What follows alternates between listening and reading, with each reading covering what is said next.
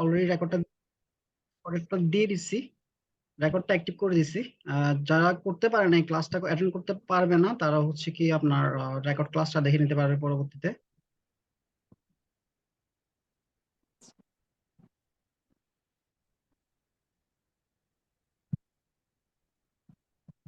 আচ্ছা, আমরা ঠিক 10টা 5 বেজে গেছে, আমরা একটু শুরু করি।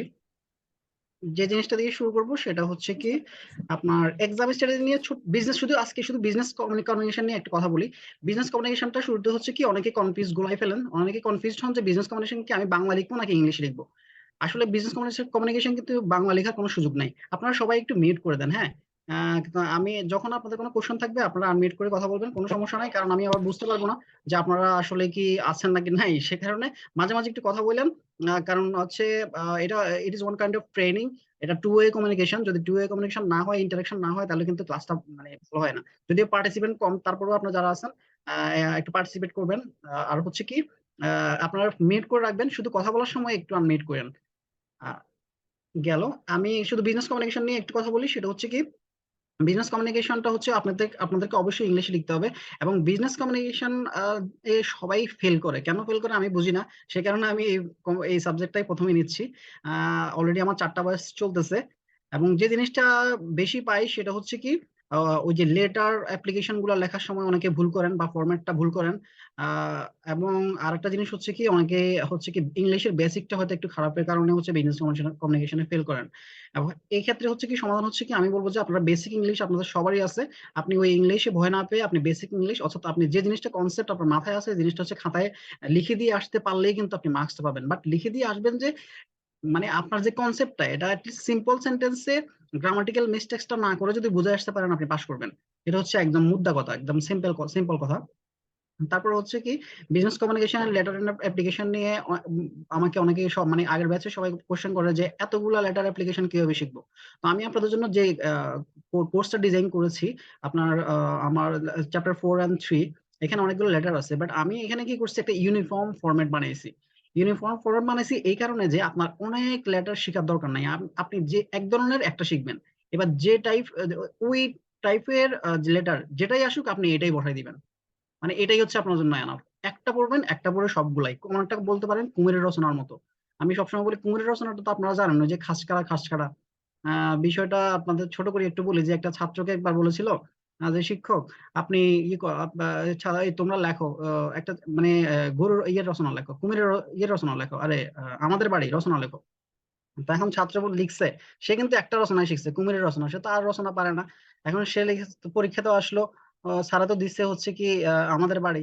এখন সে লিখছে আমাদের বাড়ি, আমাদের বাড়ি, বাড়ি না থাকলে থাকবো কোথায়, বাড়ি তো অবশ্যই থাকতে হবে, বাড়িটা এইরকম। কিন্তু বাড়ি যদি হচ্ছে কি যদি নদীর পাড়ে হয় তাহলে কুমির আসবে, আর কুমির হচ্ছে খাস কাটা খাস কাটা খাস কাটা। এইভাবে করে সে লিখে দিয়ে আসতো। তারপরে তো স্যার মহাবিরক্ত, কিন্তু সে তো লিখছে, মার্কস মোটামুটি দিতে হয়েছে তারে। তারপরে হচ্ছে একদিন বলছে যা তোরে এবার আটকাইতে হবে। এখন সে লিখছে, কোশ্চেন আসছে কি পলাশির যুদ্ধ, বলতেছে লেখ পলাশির যুদ্ধ রচনা।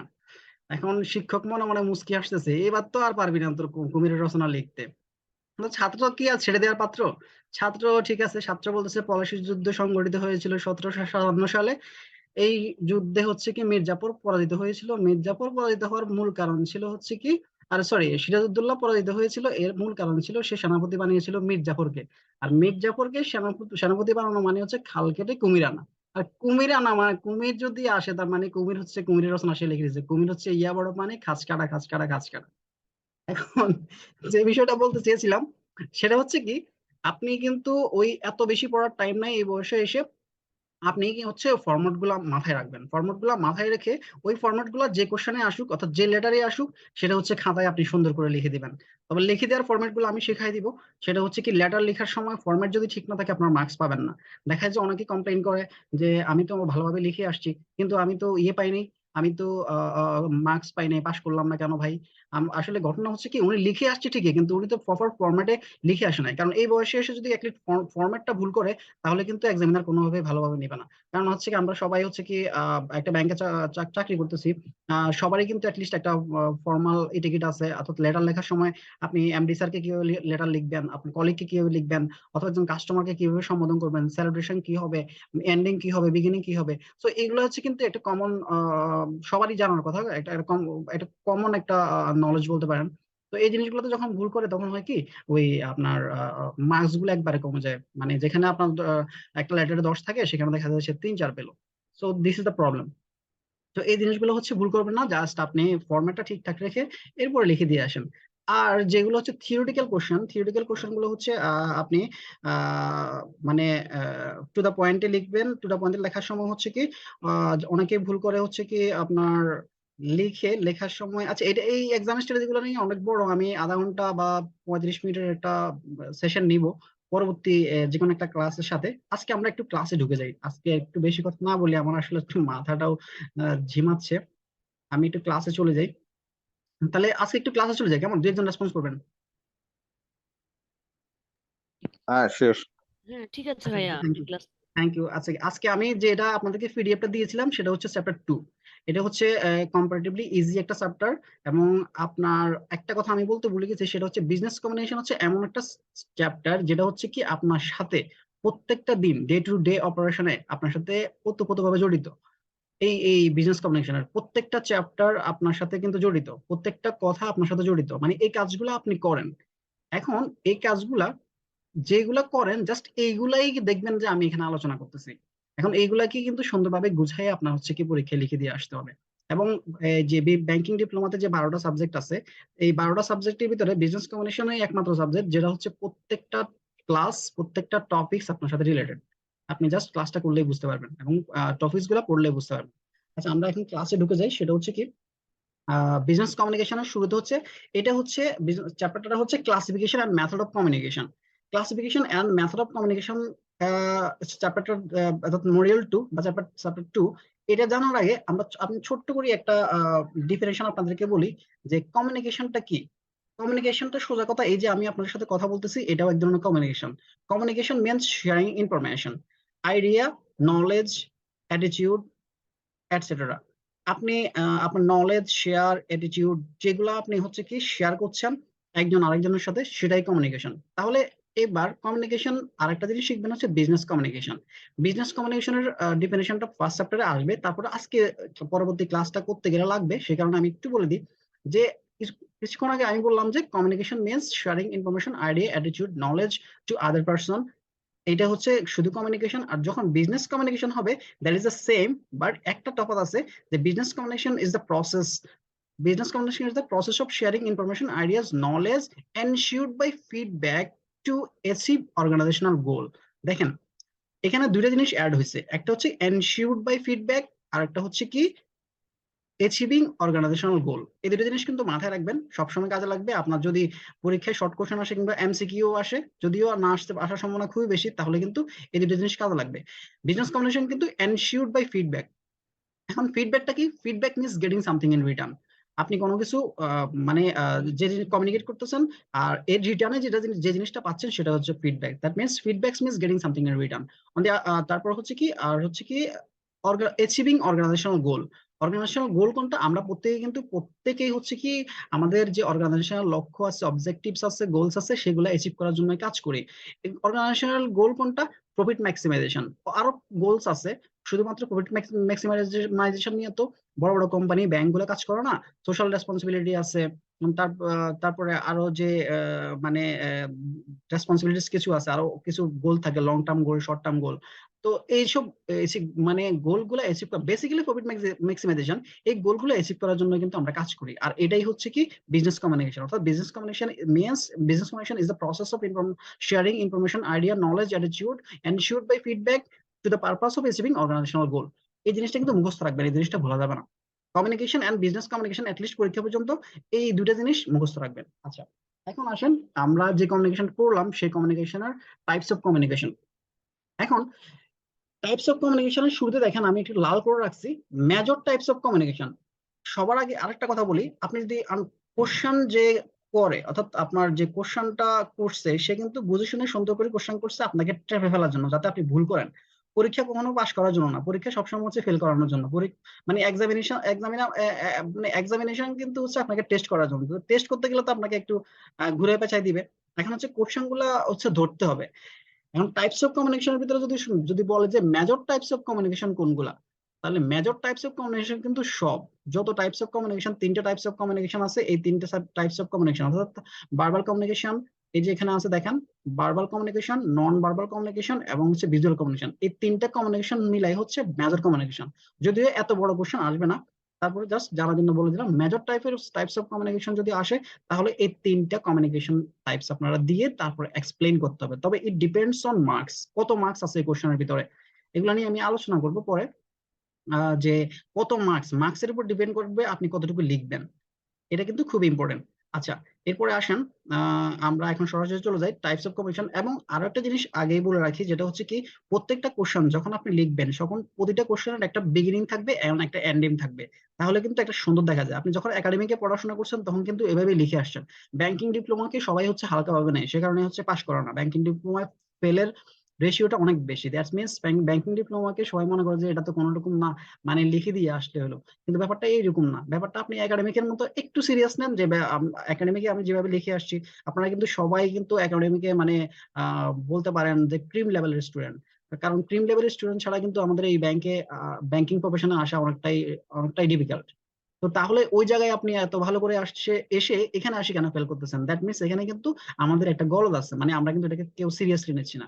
তো একটু সিরিয়াসলি দিবেন, সেটা হচ্ছে কি কোশ্চেন লেখার সময় presentation is very much important পরীক্ষা পাশ করার জন্য।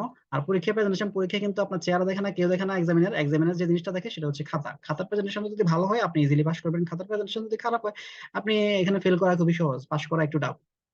তো যেটা হচ্ছে কি প্রত্যেকটা কোশ্চেনের একটা বিগিনিং থাকবে, শেষে একটা এন্ডিং থাকবে। যদি শর্ট কোশ্চেন হয় চেষ্টা করবেন শুরুতে হচ্ছে ডেফিনেশনটা দিতে, মাঝখানে হচ্ছে এটার এক্সপ্লেনেশনটা দিতে, সাথে একটা হচ্ছে এক্সাম্পল রাখবেন মাস্ট। এক্সাম্পলটার কথা কখনোই বলবেন না, একটা করে এক্সাম্পল রাখবেন, যে জিনিসটাই আপনি লিখবেন সেটা একটা করে এক্সাম্পল দিবেন, তারপর হচ্ছে একটা এন্ডিং দিয়ে শেষ করে দিলেন। মানে ডিপেন্ডস অন মার্কস, কত মার্কস, 3 নাম্বারের মার্কসের জন্য কিন্তু আপনি 3 পৃষ্ঠা লিখবেন না।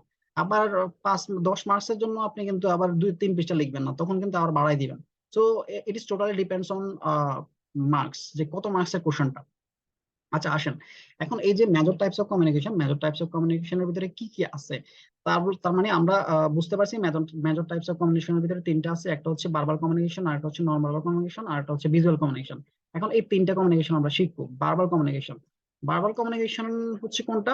আমরা সরাসরি যারা আইএলটিএস পরীক্ষার সাথে রিলেটেড তারা জানেন বা আইএলটিএস দিয়েছেন, আইএলটিএস এর 4টা ক্যাটাগরির উপর, অর্থাৎ 4টা মডিউলের উপর টেস্ট হয়, সেটা হচ্ছে লিসনিং, রাইটিং, রিডিং, স্পিকিং।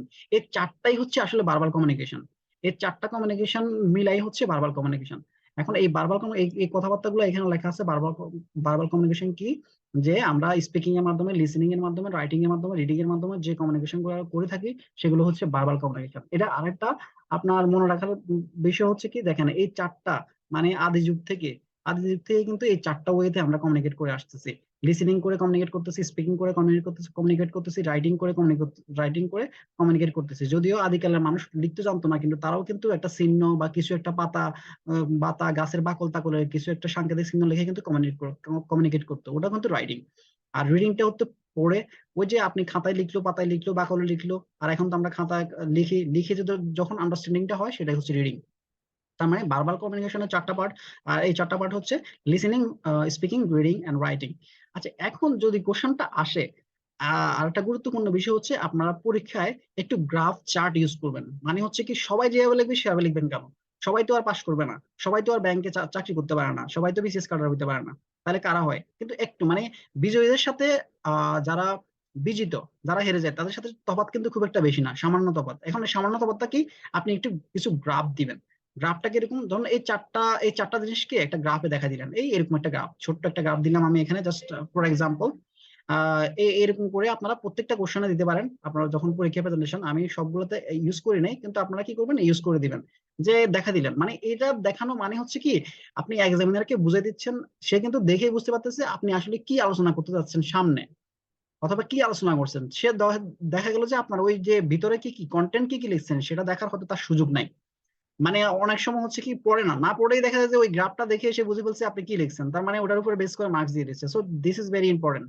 তাহলে এই জিনিসটা গ্রাফ গুলা, চার্ট গুলা, প্রসেস গুলা আপনারা খেয়াল করবেন পরীক্ষায়। সব শুধুমাত্র বিজনেস কমিউনিকেশন না, অন্য সাবজেক্ট গুলা যখন আপনারা ইয়ে করবেন, এক্সামে অ্যাটেন্ড করবেন, তখন কিন্তু এই চার্ট, গ্রাফ এইগুলা হচ্ছে আপনারা ইউজ করবেন। ইউনিভার্সিটি থাকাকালীন আমাদের একটা স্যার বলতো যে আপনারা শুধু ছবি আঁকবেন, ছবি আঁকলে কিন্তু মার্কস বাড়বে। তো আমি সেটাই বলি যে এখানেও কিন্তু আপনারা ছবি আঁকবেন, ছবি আঁকা মানে এই যে গ্রাফ চার্ট দিবেন, এই জিনিসগুলো দিলে কিন্তু মার্কস বেড়ে যাবে। আচ্ছা, এখন আমরা ছোট করে আলোচনা করি লিসেনিংটা কি।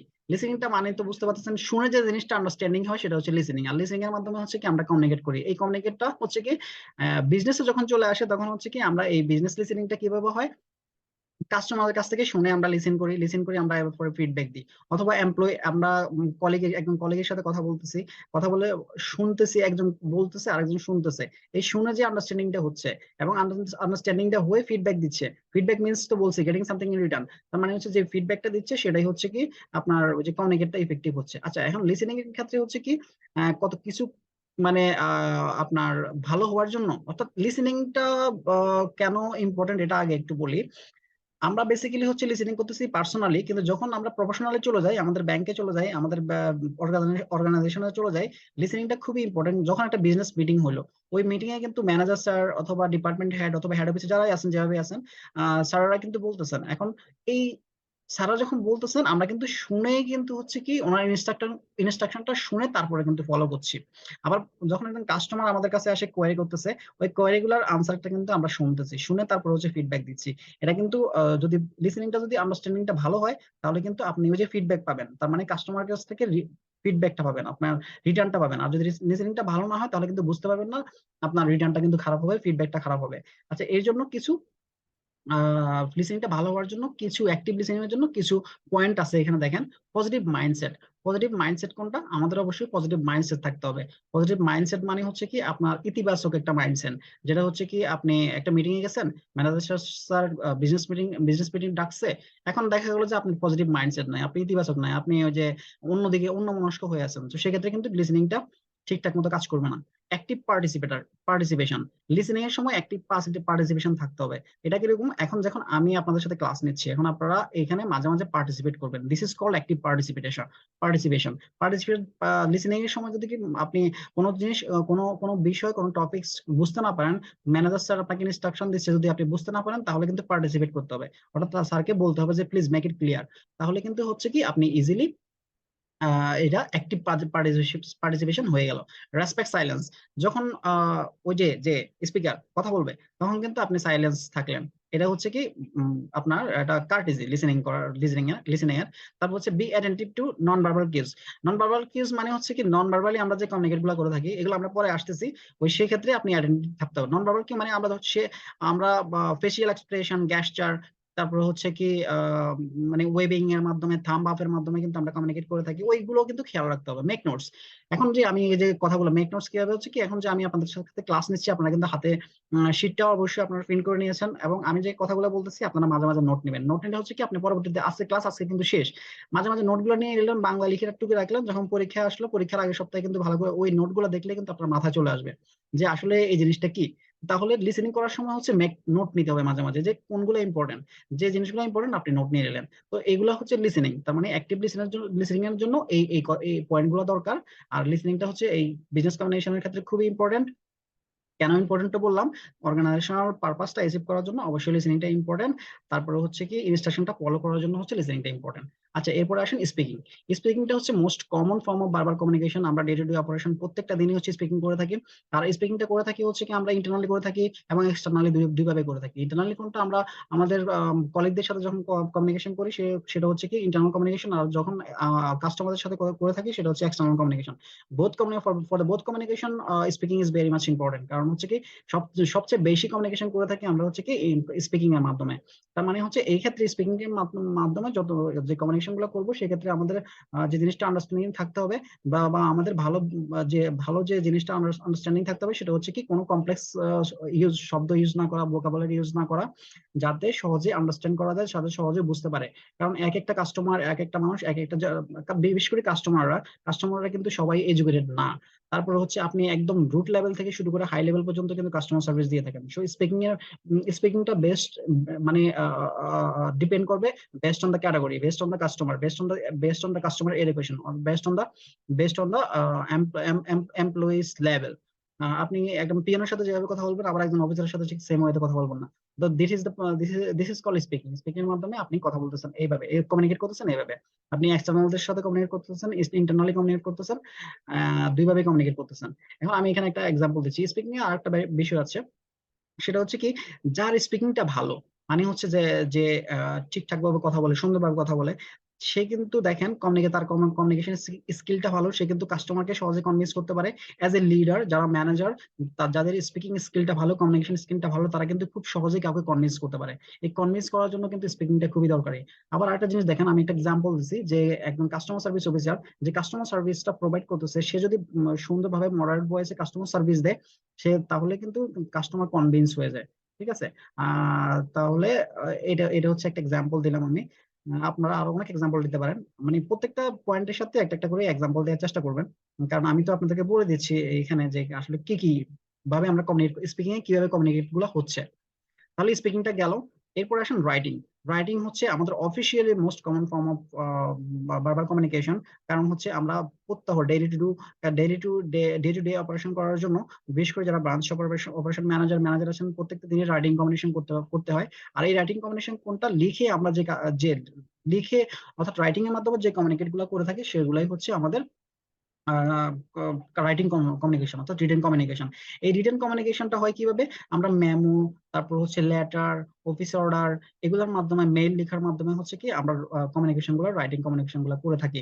এখন এই রাইটিং কমিউনিকেশন গুলো করার সময় অর্থাৎ রিটেন কমিউনিকেশন করার সময় যে জিনিসটা করতে হয়, সেই জিনিসটা হচ্ছে কি, ক্লিয়ার পারপাস থাকতে হবে ওখানে, অ্যাকুরেট ইনফরমেশন থাকতে হবে, তারপর হচ্ছে কনক্রিট রাইটিং এন্ড কোহেরেন্স থাকতে হবে। কনক্রিট রাইটিং এবং কোহেরেন্স থাকতে হবে, মানে সাদৃশ্য থাকতে হবে।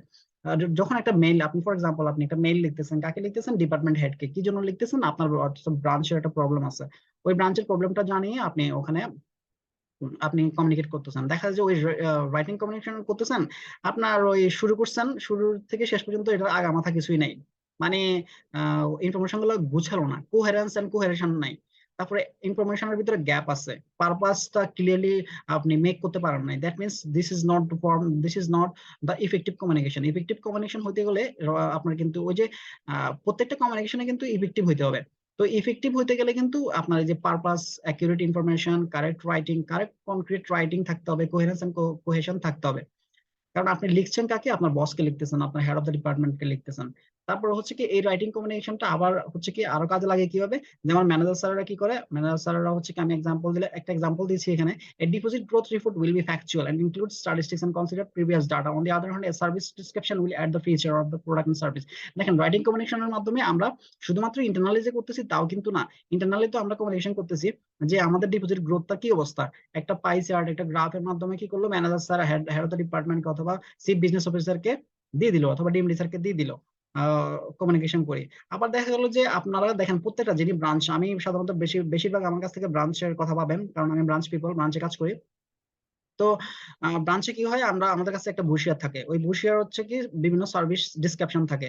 এটা কিন্তু এক ধরনের রিটেন কমিউনিকেশন। ওই সার্ভিস ডিসক্রিপশনের কি করে, প্রোডাক্ট গুলার ফিচার থাকে। আমরা একটা কাস্টমার আসলে সবগুলা কিন্তু সব সার্ভিসের কথা ওনাকে বলতে পারি না, তাহলে কি করি, একটা বুশিয়ার, একটা লিফলেট দিয়ে দিই ওনাকে, যে স্যার প্লিজ রিড ইট, আপনার এখানে কিন্তু ডিসক্রিপশন আছে প্রোডাক্টের, এইগুলা হচ্ছে কি, আপনি একটু পড়ে দেখেন, আপনার কোনটা আপনার জন্য সুইটেবল একটু দেখেন। তো এটা হচ্ছে কি রিটেন কমিউনিকেশন। এই রিটেন কমিউনিকেশন গুলো হচ্ছে কি আপনার factual, purpose oriented and accurate হইতে হবে, না হলে কিন্তু হচ্ছে ইফেক্টিভ কমিউনিকেশন হবে না। এটা হচ্ছে রাইটিং। তারপর হচ্ছে কি রিডিং। রিডিংটা হচ্ছে এতক্ষণ ধরে যেটা বললাম, হচ্ছে রাইটিং করার আগে যে জিনিসটা লিখছেন, সেটাই হচ্ছে রিডিং। রিডিং করে হচ্ছে কি আমরা কমিউনিকেট করে থাকি কিভাবে, রিডিং এর মাধ্যমে হচ্ছে আন্ডারস্ট্যান্ডিংটা হয়, আন্ডারস্ট্যান্ডিংটা হয়ে তারপরে হচ্ছে কি ফিডব্যাকটা যায়। যেমন হচ্ছে রিডিং করে আমরা আমাদের হেড অফিস থেকে একটা সার্কুলার দিল, ওই সার্কুলারটা কি হয়, আমরা প্রথমে রিড করি, রিড করে তারপর আন্ডারস্ট্যান্ড করি, তারপর আমরা ফলো করি। তার মানে হচ্ছে পড়ে যে বুঝতে পারাটাই হচ্ছে কি রিড, যে যে পড়ে বুঝতে পেরে যে কমিউনিকেশনটা হয়, অর্থাৎ পড়ার মাধ্যমে অর্থাৎ রিড করার মাধ্যমে যে কমিউনিকেশনটা হয় সেটা হচ্ছে রিডিং কমিউনিকেশন। এটাও এক ধরনের হচ্ছে মানে এগুলো হচ্ছে খুব common common common form of communication. এখন এগুলা কি কি হতে পারে, যেমন হচ্ছে কি আপনার একজন লোন অফিসার, উনি লোনে কাজ করে, ক্রেডিটে কাজ করে, এখন তাকে কিন্তু ভালো রিডার হইতে হবে। ভালো রিডার না হলে সে কিন্তু ইফেক্টিভ কমিউনিকেশন স্কিলটা তার থাকবে না। কি হবে, একজন কাস্টমার আসলো, তার কাছে কাস্টমার এসে তার কাছে কি করলো, ইয়ে একটা ক্রেডিট লোন প্রপোজাল দিয়ে গেল, তার দলিলপত্র পর্চা খতিয়ান যা যা আছে সবকিছু দিল। এখন সে তো এটাকে রিড করতে হবে, রিড করে আন্ডারস্ট্যান্ড করতে হবে তার যে ইনফরমেশন গুলা দিয়েছে, দলিলপত্র যা যা আছে, তার বিজনেস প্রপোজাল, বিজনেস সব ঠিকঠাক আছে কিনা, তার আম, তার ইনকাম স্টেটমেন্ট, তারপরে ব্যাংক স্টেটমেন্ট সব ঠিকঠাক আছে না, সবগুলো রিড করে যদি তিনি আন্ডারস্ট্যান্ড করতে পারেন ঠিকঠাক মতো, তাহলে কিন্তু তিনি ডিসিশন নিতে পারবেন আসলে ওয়েদার এই লোনটা কি অ্যাপ্রুভ হবে আর হবে না, আমরা এই লোনটা কি অ্যাকসেপ্ট করবো, প্রপোজালটা কি অ্যাকসেপ্ট করবো আর রিজেক্ট করবো ইনিশিয়ালি। সো ইনিশিয়াল স্ক্রিনিং কিন্তু তিনি করে থাকেন। এটা কিসের মাধ্যমে করে থাকেন, রিডিং এর মাধ্যমে। তাহলে এটা এক্সাম্পল গেল, এটা হচ্ছে রিডিং কমিউনিকেশন। আর এটা হচ্ছে কি দেখেন, বাংলাদেশ ব্যাংক সার্কুলার দেয়, তারপরে গভর্নমেন্ট বিভিন্ন সময় সময়ে সার্কুলার দেয়, এরপর হচ্ছে কি আমাদের ইন্টারনাল সার্কুলার আছে, সবগুলাই কিন্তু হচ্ছে কি আমাদেরকে একটা লিখে পাঠিয়ে দেয়, আমরা এগুলো রিড করি। এখন রিড করে না বুঝতে পারলেই কিন্তু হচ্ছে কি ইফেক্টিভ কমিউনিকেশন হলো না। হেড অফিস থেকে একটা সার্কুলার দিল, রিড করে বুঝতে পারলেন না, তাহলে কিন্তু কমিউনিকেশনটা ইফেক্টিভ হলো না। তার মানে হচ্ছে কমিউনিকেশন রিডিং ইফেক্টিভ হওয়ার জন্য আর একটা জিনিস দরকার, সেটা হচ্ছে কি ল্যাঙ্গুয়েজ স্কিল। এই বিজনেস কমিউনিকেশনটা কেন ইংলিশে রাখছে, এটাও কিন্তু একটা অন্যতম কারণ। কারণ হচ্ছে কি আমাদের অফিসিয়াল ল্যাঙ্গুয়েজ হচ্ছে ইংলিশ, তার মানে আপনাকে বেসিক ইংলিশটা জানতেই হবে to understand the business communication. কারণ ব্যাংকে কোনো কিছু বাংলায় হয় না, সবকিছু ইংলিশ হয়। তার মানে এই রিডটা করার জন্য অথবা রাইটিংটা লেখার জন্য কিন্তু আপনার ওই যে ইংলিশটা জানতে হবে। আর এই রিডিং এর মাধ্যমে আমরা যে কমিউনিকেশনটা করে থাকি সেটা হচ্ছে আপনার রিডিং কমিউনিকেশন। আমি কথার ফাঁকে ফাঁকে অনেকগুলো এক্সাম্পল দিছি, আপনারা এক একজন এক একভাবে এক্সাম্পল দিবেন। আমি এখানে ছোট্ট করে একটা এক্সাম্পল দিয়েছিলাম যে when reading a customer submitted documents of loan proposal of credit officer must understand the potential threats and opportunities, মানে অপরচুনিটিস, মানে হচ্ছে কি ওই যে সে কিন্তু আপনার থ্রেট এন্ড অপরচুনিটিসটা বুঝতে পারবে কিসের মাধ্যমে, ওই যে সাবমিটেড ডকুমেন্ট গুলো রিড করেই।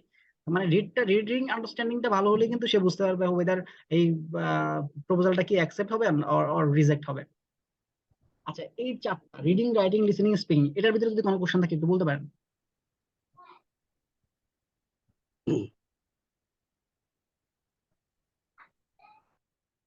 যদি কোশ্চেন থাকে বলতে পারেন, না হয় আমি একটু নেক্সট টপিকে চলে যাবো। নেক্সট টপিকে যান। আচ্ছা ঠিক আছে, thank you.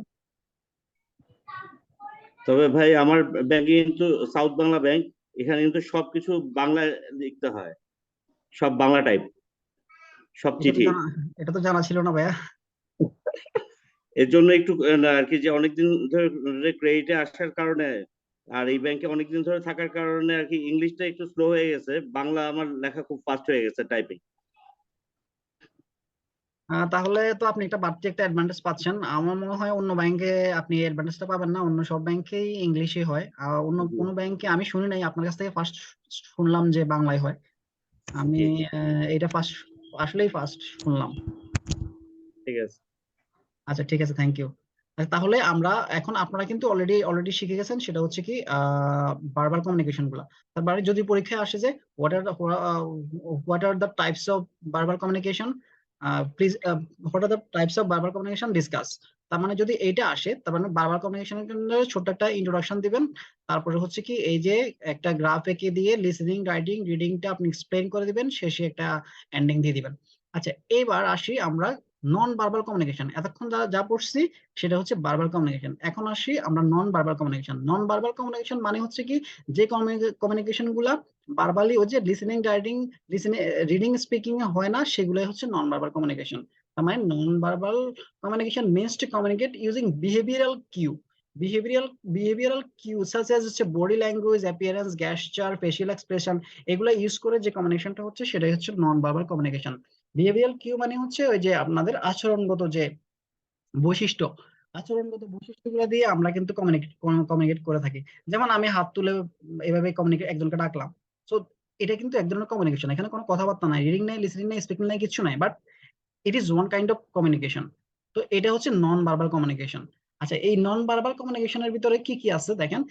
The non-verbal cues are very important for any person day-to-day life. Here, 8 top most non-verbal verbal communication ways. আচ্ছা, আমি এখানে একটা কথা বলছি দেখেন, 8 top most non-verbal communication way. আপনি যদি পরীক্ষায় এই কোশ্চেনটা আসে যে ডিসকাস নন-ভার্বাল কমিউনিকেশন আপনি দিলেন, তখন কিন্তু 8 টপ মোস্ট বা নন ভার্বাল কমিউনিকেশন আপনি লিখবেন না। কেন লিখবেন না? কারণ হচ্ছে আপনি 8টা হয়তো আপনার মাথায় ওই সময় নাও থাকতে পারে। আপনার 6টা মাঝখান 6টা লিখে আপনি আর বাকি 2টা ভুলে গেলেন। তাহলে প্রথমে তো আপনি লিখে আসছেন 8টা, তখন আবার কিন্তু কাটাকাটি করতে হবে, তখন 8কে আবার 6 বানাইতে হবে। সে কারণে আপনি এটা লিখবেন না, আপনি না লিখেই বলবেন যে there are some non-verbal communication are available, some of them are discussed below. আপনি কিন্তু একবার নিউট্রালে চলে গেলেন। এবার আপনি একটা 3টা লেখেন, 5টা লেখেন, 7টা লেখেন, দিস ইজ নট ইম্পর্টেন্ট। এখানে জাস্ট আপনি, আমি লিখে দিচ্ছি, আমি 8টা লিখছি সেই কারণে। আপনার যতগুলো মনে থাকে ততগুলো লেখেন, কিন্তু 8টা আপনি এখানে স্পেসিফিক করার দরকার নাই। স্পেসিফিক করলে কিন্তু স্পেসিফিক ভাবে দিতে হবে, নাহলে কিন্তু মার্কস কাটা যাবে। আচ্ছা, এই নন ভার্বাল কিতে কি কি আছে দেখেন। Facial expression. ফেসিয়াল এক্সপ্রেশন মানে হচ্ছে কি, আমাদের যে মুখের এক্সপ্রেশনের মাধ্যমে আমরা যে কমিউনিকেট গুলা করে থাকি সেগুলাই হচ্ছে ফেসিয়াল এক্সপ্রেশন। ফেসিয়াল এক্সপ্রেশনে কি হবে, মানুষ হ্যাপি হলে কিন্তু মানে হ্যাপি, স্যাড, কনফিউজ, ডিসগাস্টেড, শক, যেভাবে হোক তার কিন্তু ফেস দেখে আমরা বুঝতে পারি যে আসলে লোকটা এই মুহূর্তে কোন পজিশনে আছে। এই যে বুঝতে পারতেছেন, এর মাধ্যমে কিন্তু এখানে কিন্তু কোনো কথাবার্তা নাই, রিডিং নাই, লিসেনিং নাই, কিচ্ছু নাই, বাট কমিউনিকেশন ইজ হ্যাপেনিং। এইভাবেই কিন্তু কমিউনিকেশনটা হচ্ছে, তার ফেস দেখে কিন্তু আমরা বুঝতে পারতেছি যে তার অবস্থা, যে এই লোকটা এখন খুব স্যাড আছে, এর সাথে তো এই কথাগুলো বলা যাবে না। তো অনেক সময় আমরা দেখা যায় যে ছুটির জন্য যাই ম্যানেজার স্যারদের কাছে। ছুটির জন্য গেলাম, ছুটির জন্য যে দেখি যে ম্যানেজার স্যারের আজকে ফেস টেস খারাপ, মন টন খারাপ, তো সেক্ষেত্রে কিন্তু দেখা যায় ছুটির জন্য যাই আবার ব্যাক করে চলে আসছি, না আজকে তো সারা যাবো না, আজকে তো স্যারের ফেসিয়াল এক্সপ্রেশনটা খুব খারাপ। তো এটা কিন্তু কমিউনিকেশনটা কিন্তু দেখেন কোনো কথা হলো না, কমিউনিকেশনটা হয়ে গেল।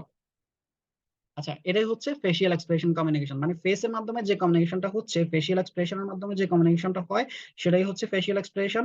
এটার একটা এক্সাম্পল দিলাম আমরা, দিলাম এখানে দেখেন যে customer don't want to take service from those officers who have bad facial expression. যেসব অফিসারদের ফেসিয়াল এক্সপ্রেশনটা খারাপ হয়, বেসিক্যালি কাস্টমাররা কিন্তু তাদের কাছ থেকে আপনার সার্ভিস নিতে চায় না। কেন চায় না? তার ফেসিয়াল এক্সপ্রেশনটা খারাপ, সে কারণে চায় না। তাহলে as a customer, as a ব্যাংকারদের বলা হয় সব সময় হাসি মুখের মানুষ, কারণ হচ্ছে ব্যাংকারদের হাসি মুখে সার্ভিস দিতে হয়। কেন সার্ভিস দিতে হয়? আপনার সার্ভিসটা যদি ভালো হয় তারপরে কাস্টমার আসবে। ব্যাংকিং প্রফেশনটা এখন ভেরি মাচ কম্পিটিটিভ জব হয়ে গেছে। তো এই ক্ষেত্রে যদি ফেসিয়াল এক্সপ্রেশনটা খারাপ হয়, তাহলে কমিউনিকেশনটা ইফেক্টিভ হবে না, আর ইফেক্টিভ কমিউনিকেশন না হলে কিন্তু অর্গানাইজেশনের যে গোল আছে, যে অবজেক্টিভস আছে, সেটা কিন্তু অ্যাচিভ হবে না। তার মানে ফেসিয়াল এক্সপ্রেশনটা আশা করি বুঝতে পারছেন। তারপর হচ্ছে গ্যাসচার। গ্যাসচার মানে তো বুঝতে পারছেন, গ্যাসচার মানে ইঙ্গিত। ইঙ্গিতের মাধ্যমে আপনি যে কমিউনিকেশনটা করে থাকেন সেটাই হচ্ছে গ্যাসচার। ট্রাফিক পুলিশ বেসিক্যালি ইঙ্গিতের মাধ্যমে কোনো কথাবার্তা বলে না, ইঙ্গিতের মাধ্যমে সে কিন্তু কমিউনিকেট করে থাকে। শুধু সে হচ্ছে বাঁশি বাজায় আর হচ্ছে হাত ডান বাম করে। হাত ডান বাম যখন করে থাকে তখন কিন্তু ওই গাড়ি ডান ডান দিকের গুলা, যখন ডান দিকে হাতটা তুলে ডান দিকের গাড়িগুলো কিন্তু বন্ধ হয়ে যায়, বাম দিকের গুলা চলে। তো সে কিন্তু কমিউনিকেশনটা করতেছে টোটালি গ্যাসচার বেস, মুখে কিন্তু কোনো কথা বলতেছে না। তারপরে এভাবে কিন্তু আমরা বিজনেসে কমিউনিকেট গুলো করে থাকি গ্যাসচারের মাধ্যমে। আমরা হাত তুলি, পয়েন্ট আউট করি, তারপরে থাম্ব আপ করি। কেউ একজন ভালো কাজ করছে তখন আমরা থাম্ব আপ দেখাই যে ইউ আর ডুইং ওয়েল, অথবা মানে আপনি একটা থাম্ব আপ দিয়ে দেখাই দিচ্ছেন যে গ্রেট জব। তা আপনি মুখে কিন্তু গ্রেট জব বলেন না, জাস্ট থাম্ব আপ করে দিচ্ছেন। So this is called gesture communication. তো গ্যাসচারের মাধ্যমে আপনি যে কমিউনিকেশনটা করতেছেন সেটা হচ্ছে কি, মানে অর্থাৎ হাত ওয়েবিং এর মাধ্যমে, থাম্ব আপের মাধ্যমে যে কমিউনিকেট গুলা করতেছেন সেটাই হচ্ছে গ্যাসচার কমিউনিকেশন। আচ্ছা, তারপর হচ্ছে ভোকাল টোন। এখন আপনার ভোকাল টোনটা হচ্ছে কি, এটাকে কিন্তু আবার স্পিকিং এর সাথে গোলাই ফেলিয়েন না। স্পিকিংটা তো জাস্ট আমরা নর্মাল কথা বলতেছি, এটাকে মানে না গুলিয়ে একটা জিনিস বুঝেন। আমি একটা এক্সাম্পল দিই। ভোকাল টোন হচ্ছে, আমরা ভোকাল টোনের মাঝে কিন্তু অনেক কিছু ডিপেন্ড করে। এমফাসাইজটা কিন্তু ওই টোন থেকে আসে। ফর এক্সাম্পল, আপনি একজনকে বকা দিচ্ছেন, বকা দেওয়ার টোন কিন্তু একরকম, আবার আরেকজনকে রিকোয়েস্ট করতেছেন, তার টোন কিন্তু আপনার মানে ভয়েস টোন কিন্তু অন্যরকম। এই যে ভয়েসের আপ এন্ড ডাউন হওয়াটাই হচ্ছে কি ভোকাল টোন। এই ভোকাল টোনের মাধ্যমে আপনি যে যাকে বকা দিচ্ছেন সে বুঝতে পারতেছে সে তাকে বকা দিচ্ছেন, কারণ আপনার ভয়েস তখন রেজ হবে, ভয়েস তখন তো ইনক্রিজ হবে, ভয়েসটা বেড়ে গিয়ে তারপরে হচ্ছে কি আপনি তাকে বকা দিচ্ছেন। আবার যখন একজনকে রিকোয়েস্ট করতেছেন, please would you please make a room for me, মানে খুব পোলাইটলি আপনি বলতেছেন, তার মানে কিন্তু দেখেন আপনার ভোকালটা অনেক ছোট হয়ে গেছে। আবার আরেকজনকে বলতে যখন বকা দিচ্ছেন বলতেছেন যে এই কাজটা করো, তাড়াতাড়ি করো, এই তখন কিন্তু দেখেন ভয়েসটা বেড়ে গেছে। সো এইভাবে যে কমিউনিকেট গুলো হয়, এই ধরনের কমিউনিকেশনটাকে বলা হবে ভোকাল টোন। এগুলা কিন্তু নন ভার্বাল, এগুলো হচ্ছে বেস করতেছে কি আপনার ভয়েসের এমফাসাইজের উপরে, আপনার ভয়েসের প্রেসারের উপরে। আচ্ছা, এবার এবার আসেন কোনটা, পোস্টার। বেসিক্যালি এটা আপনারা পোস্টার লেখেন, আমি পোস্টটা অ্যাড করছি। পোস্ট আমার অ্যাড করছি এই কারণে যাতে আপনারা ভুলে না যান পোজ, কারণ সবাই ফটো তোলার সময় আপনারা পোজ দেন। তো এই পোজের আরেকটা সিনোনিম হচ্ছে পোস্টার। এই পোস্টারটার মাধ্যমে আমরা কমিউনিকেট করে থাকি কিভাবে, মানে পোস্টারটা হচ্ছে কি আপনি বসা অঙ্গ, মানে আপনি বসা, হাঁটা, চলা, বা বিশেষ করে আপনার যে বডি ল্যাঙ্গুয়েজটা, অর্থাৎ এটাই হচ্ছে কি পোস্টার। এখন এই পোস্টারের মাধ্যমে কমিউনিকেশনটা কিভাবে হয়, এটা দেখেন ইন্টারভিউর ক্ষেত্রে বেশিরভাগই এই জিনিসটা যারা টেবিলের পাশে বসে আছে তারা কিন্তু জাস্টিফাই করে যে একজন ক্যান্ডিডেট যখন বসে ইন্টারভিউ দিতে, যে সে কিভাবে বসছে। সে যদি সোজা হয়ে স্ট্রেট ফরওয়ার্ড হয়ে বসে বসে তখন বুঝতে হবে যে he is the very positive person. On the other hand সে যদি একদম জুবুথুবু হয়ে হেলান দিয়ে বসে পড়ে, তখন বুঝতে হবে যে, তখন ওনারা স্যারেরা বুঝতে পারে যে this person is an inactive person, idle person, মানে he is not perfect for our company, our bank. ওনারা কিন্তু ডিসাইড করে নেয় আসলে এই যে পোস্টার, পোজের উপরে ডিপেন্ড করে। এভাবে কিন্তু একটা কমিউনিকেশন হয়ে যাচ্ছে, কিন্তু কোনো কথাবার্তা নাই, কিন্তু কমিউনিকেশন হচ্ছে। আমরা বিজনেসের ক্ষেত্রেও কিন্তু আমরা এই যে যখন ব্রাঞ্চেও আমরা দেখি যে একদম মিটিং হচ্ছে, for example branch manager meeting call করলো। এখন মিটিং কল করার পরে ব্রাঞ্চ ম্যানেজার অনেক 15-20 জন অফিসার আছে বসে আছে, তার ভিতরে দেখবেন 2-3 জন থাকে যারা একবারে কোজি হয়ে, মানে একদম খুব আরামসে হেলান দিয়ে বসে আছে, মানে ওনারা হচ্ছে কি ইনডিফারেন্ট, মানে যা হবার হবে তাতে আমার কি, বসে আছে, মানে এইরকম একটা ভাবটা কিন্তু বসার অঙ্গভঙ্গি দেখেই চলে আসে। So this is called posture, এবং এইভাবে কিন্তু কমিউনিকেট করতে কমিউনিকেট হয়ে যাচ্ছে। ওই ম্যানেজার স্যার কিন্তু অনেক এক্সপেরিয়েন্স, উনি কিন্তু বুঝতে পারতেছে যে যে এই অফিসারটা he is not active, he is a cosy person, মানে তারে দিয়ে কাজ হবে না, বিজনেস হবে না, সার্ভিসও তারে দিয়ে খারাপ হবে। তো আপনি কিন্তু ওই যে আপনার মেসেজটা কিন্তু দিয়ে দিচ্ছেন কিসের মাধ্যমে, পোস্টারের মাধ্যমে, পোজের মাধ্যমে। সো এইভাবে যে কমিউনিকেশন গুলো হচ্ছে এগুলাকে বলা হবে পোস্টার অথবা পোজ। আচ্ছা, পার্সোনাল স্পেস এক ধরনের নন ভার্বাল কমিউনিকেশন। এই কমিউনিকেশন গুলো হয়ে থাকে কিভাবে, পার্সোনাল স্পেস মানে একজনকে পার্সোনালি স্পেস দেয়া, মূল্যায়ন করা। ফর এক্সাম্পল, আপনি ব্রাঞ্চ ম্যানেজার অর অফিসার, এখন আপনার কাছে 1 লাখ টাকার কাস্টমার আর 5 কোটি টাকার কাস্টমার কিন্তু এক না। দেখেন, আপনার কাছে 50,000 টাকার একটা কাস্টমার আসলো, অথবা 500 টাকা দিয়ে একটা অ্যাকাউন্ট ওপেন করলো, ওনাকে কিন্তু আপনি অ্যাজ ইউজুয়াল সার্ভিস দিচ্ছেন। বাট 10 কোটি টাকার একজন কাস্টমার যখন আপনার কাছে আসছে, আপনি উঠে দাঁড়াই গেছেন, দাঁড়াই বলতেছেন ভাই অথবা স্যার কেমন আছে, কি আছেন, কেমন কি অবস্থা, কেমন আছেন স্যার, দাঁড়াই তারপর হ্যান্ডশেক করলেন, তারপর ওনাকে বসালেন, স্যার কি খাবেন, কফি না চা খাবেন, স্যার কি খাবেন, স্যার বসেন প্লিজ। এই যে একটা মানে রেসপেক্ট করলেন, এই রেসপেক্টটা হচ্ছে পার্সোনাল স্পেস, তার মানে ওনাকে আপনি আলাদাভাবে মূল্যায়ন করছেন। এই মূল্যায়নটা হচ্ছে পার্সোনাল স্পেস। এগুলা বেস্ট করে কিসের, এগুলা মানে আপনার শুধুমাত্র যে ডিপোজিট ক্রাইটেরিয়ার উপর বেস্ট করতেছে তাও কিন্তু না। যেমন আপনার ওই যে 10 কোটি টাকার কাস্টমার আসলো, আপনি তো ওনাকে একটা পার্সোনাল স্পেস দিলেন, ওকে ডান, উনিও বুঝতে পারলো, উনি বুঝতে পারে কিন্তু আপনাকে কিন্তু আলাদা মূল্যায়ন করবে, আপনার কাছে ডিপোজিটটা রাখতেছে। অন দি আদার হ্যান্ড, আপনার দেখেন আপনার কাছে কোনো ডিপোজিট নেই, কারা, আপনার এলাকার মেয়র আসলো আপনার কাছে, ওনার কোনো ডিপোজিট নেই, কিন্তু আপনি উঠে দাঁড়িয়ে গেলেন, দাঁড়িয়ে ওনাকে রেসপেক্ট করলেন, আপনি ওনাকে কি করলেন, উনি যখন যাওয়ার সময় একবারে গেট পর্যন্ত ওনাকে দিয়ে আসলেন। This is call personal space. উনি আসলো, আপনি আপ্যায়ন করলেন ওনার জন্য, এই আপ্যায়নটা হচ্ছে পার্সোনাল স্পেস। উনি যে একদম খেয়ে আপনার ব্যাংকে ক্ষতি করে দিলে, অনেক খেয়ে ফেলবে, ব্যাপারটা এরকম না, বাট ওনার সামনে যে আপনি এটা কিছু মানে আপ্যায়নের ব্যবস্থা করলেন, এটা কিন্তু একটা পার্সোনাল স্পেস। 1 কাপ চা অফার করতেছেন, this is call personal space. এই চাটা কিন্তু, চাটার যদি মূল্যায়ন করেন, চাটার দাম হয়তো 5 টাকা বা 10 টাকা, বাট এই চাটার ইফেক্ট কিন্তু প্রপাউন্ড। আপনি একটা কাস্টমারকে যখন 1 কাপ চা অফার করতেছেন, ওই কাস্টমার আপনাকে ভাববে যে আপনি তাকে আলাদা মূল্যায়ন করতেছেন, কারণ সবাইকে তো আর আপনি চা অফার করতেছেন না।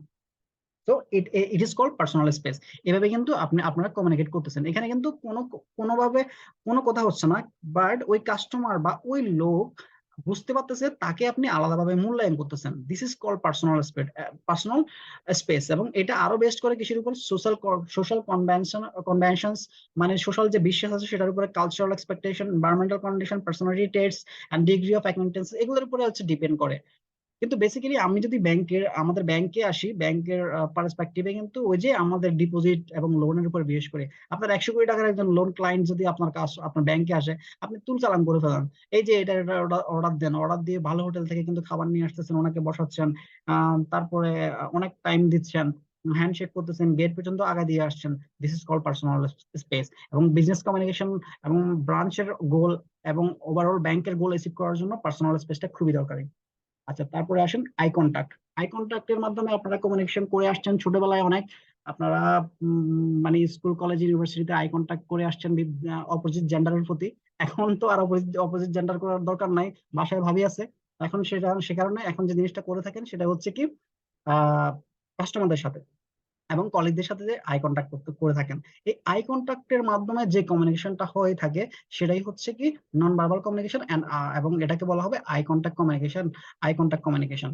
এটা হচ্ছে কি, এটা কিভাবে হয়? সাধারণত একজন মানুষের চোখ দেখে আমরা বুঝতে পারি সে কি আসলে সৎ কিনা, অথবা চোখ দেখে বুঝতে পারি এই লোকটা স্যাড কিনা, অথবা চোখ দেখেই বুঝতে পারি আমরা হচ্ছে কি এই লোকটা অনেস্ট কিনা, রিলায়েবল কিনা। আবার হচ্ছে কি এই জিনিসটা আমাদের আপুরা খুব ভালো বুঝতে পারেন যে একটা ছেলে অথবা একটা পুরুষ রিলায়েবল কিনা এবং ভালো কিনা, ওনারা কিন্তু চোখ দেখে আন্ডারস্ট্যান্ড করে ফেলে, রিড করে ফেলে যে এই মানুষটা ভালো কিনা। সো পুরুষরা যদি, মানে আমরা ছেলেরা যদিও চোখ দেখে অনেক কিছু বুঝতে পারি না, বাট মহিলারা হচ্ছে এই জিনিসটা খুবই ভালো করতে পারে। বা এই আই কন্ট্যাক্টের মাধ্যমে যে কমিউনিকেশনটা হয়ে যাচ্ছে, এটাই হচ্ছে, that is called eye contact communication. I think you understand eye contact communication. আচ্ছা, তারপর হচ্ছে কি অ্যাপ্রোপ্রিয়েট টাচ। অ্যাপ্রোপ্রিয়েট টাচ কোনটা? টাচের মাধ্যমে বেসিক্যালি আমরা কমিউনিকেট করতেছি। দেখেন, আমরা যখন টাচ করি, একজন মানুষকে টাচ করি, এটা কিন্তু এক ধরনের কমিউনিকেশন। আমরা যখন আমাদের বাচ্চাদের টাচ করি, এটা এক ধরনের কমিউনিকেশন। বাচ্চা কিন্তু মানে সিকিউর ফিল করে। আবার দেখেন, আপনি একজন ম্যানেজার স্যার কি করলো, একটা ব্রাঞ্চের অফিসার, ফর এক্সাম্পল আমি অপারেশন ম্যানেজার হিসেবে কাজ করছি। এখন আমি প্রত্যেক মান্থলি রিপোর্ট গুলা করে থাকি, রিপোর্টিং করে থাকি হেড অফিসে, বাংলাদেশ ব্যাংকের রিপোর্ট গুলা করে থাকি। এখন মাঝে মাঝে আমার ম্যানেজার স্যার আমাকে এসে পিঠে পিঠে একটু হাত দিয়ে বলে যে, Sakhawat, you are doing very well, তুমি তো ভুল করতেছো না, তুমি তো কাজগুলো ঠিক মতো করতেছো। তো এই জিনিসটা হচ্ছে কি, আমি ইন্সপাইরেশন পেয়ে যাচ্ছি। এখন মাঝে মাঝে ওই যে পিঠে হাত দিয়ে আমাকে টাচ করে বলতেছে, আমি কিন্তু ইন্সপায়ার হয়ে যাচ্ছি। এখানে কিন্তু এই যে অ্যাপ্রোপ্রিয়েট টাচ হচ্ছে, এই টাচের মাধ্যমে কিন্তু কমিউনিকেট হয়ে যাচ্ছে, আমি কিন্তু ইন্সপায়ার্ড হয়ে যাচ্ছি। So this is called appropriate touch. মানে হচ্ছে এই টাচটার মাধ্যমে কমিউনিকেশনটা হচ্ছে। আবার আপনি যে ওই যে বললাম পার্সোনাল স্পেস দিচ্ছেন, কিসের মাধ্যমে দিচ্ছেন? আপনি হ্যান্ডশেক করতেছেন, এই হ্যান্ডশেকটা কিন্তু হচ্ছে অ্যাপ্রোপ্রিয়েট টাচ।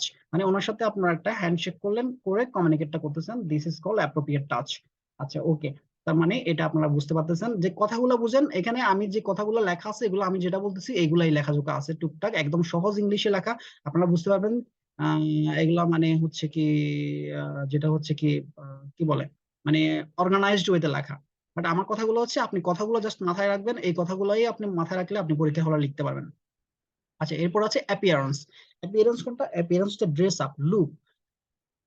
বিজনেস কমিউনিকেশনের ক্ষেত্রে এবং জবের ক্ষেত্রে, বিজনেস যেটাই বলেন সেটা হচ্ছে appearance is very much important, because অ্যাপিয়ারেন্সের মাধ্যমে কিন্তু আপনি কমিউনিকেট করতেছেন কাদের সাথে? আপনার কলিগদের সাথেও অ্যাপিয়ারেন্সের মাধ্যমে যেমনটা আপনি কমিউনিকেট করতেছেন, ঠিক একই ওয়েতে কিন্তু কাস্টমারের সাথেও কিন্তু আপনি অ্যাপিয়ারেন্সের মাধ্যমে কমিউনিকেট করতেছেন। কারণ অ্যাপিয়ারেন্সটা যদি ভালো হয়, আপনার ড্রেস আপ যদি ভালো হয়, আপনাকে দেখতেই লাগবে যে হচ্ছে আপনি একটা ব্যাংকার। আপনি দেখেন, ডাক্তারকে দেখলেই মানুষ বুঝে যে he is a doctor. On the other hand ব্যাংকারও এরকম, যে ব্যাংকারদের দেখলে বোঝা যায় যে হি ইজ আ ব্যাংকার। তো আমি একটা এক্সাম্পল, একটা আমার নিজের এক্সপেরিয়েন্স বলি। আমি তখন নারায়ণগঞ্জ ব্রাঞ্চে আমার এক ম্যানেজার ছিলেন। ম্যানেজার স্যার বললো আমাদেরকে, মাঝে মাঝে বলতেন যে মানে এমন ভাবে ড্রেস আপ করবা যাতে কাস্টমারের মাথা যদি খারাপ থাকে, ড্রেস আপ দেখে সে শান্ত হয়ে যাবে, যে কিছু বলার সাহস পাবে না, সে বসে থাকবে। তো this is call appearance. Appearance যদি ভালো থাকে, ঠিকঠাক থাকে, এই অ্যাপিয়ারেন্স এর মাধ্যমে কিন্তু আপনি কমিউনিকেট করতেছেন, আপনি you are serious enough for your job, এবং আপনি আপনার ব্যাংকের ব্যাংকের যে কোড অফ কন্ডাক্ট ইটিকেট আছে সেগুলো মেনে চলছেন, যে ড্রেস কোড আছে সেটা মেনে চলছেন। আবার দেখা যায় যে অনেকে শেভ করতেছে না, খোঁচা খোঁচা দাড়ি চলে আসে, আবার চুল কাটতেছে না ঠিক মতো, উস্কো খুস্কো হয়ে আছে, চুলটা আঁচ যাচ্ছে না ঠিকঠাক মতো। সো এটা আসলে কনভে করে, এবং এটা আসলে মানে এক ধরনের ডাইরেকশন দেয় যে you are not serious enough in your job. তাহলে হচ্ছে কি অ্যাপিয়ারেন্সের ক্ষেত্রে ঠিকঠাক হইতে হবে। এখন আমি একটা এক্সাম্পল দিয়েছি, এখানে দেখেন পুয়ার ড্রেস আপ, এইটা দেখেন poor dress up may also indicate poor job performance. যারা ড্রেস আপ ভালো করে না, যে উনি কিন্তু হয়তো আহ ভালোভাবে খেয়াল করতেছে না, কিন্তু ওনার যে রিপোর্টিং বস আছে উনি কিন্তু ঠিকই খেয়াল করতেছেন, ওনাকে কিন্তু এসিআর মার্কিং কিন্তু ঠিকই কমাই দিচ্ছেন, যে ওর তো ড্রেস আপে ভালো না। একদম ব্যাংকারের কিন্তু ড্রেস আপ ভালো থাকা খুবই দরকার। তো এটা হচ্ছে অ্যাপিয়ারেন্স। এই 8টা নন ভার্বাল কমিউনিকেশনটা চলে গেল। এখন এই 8টাতে যদি আপনাদের কোনো কোশ্চেন থাকে একটু বলতে পারেন, আপনারা একটু পার্টিসিপেট করেন মাঝে মাঝে।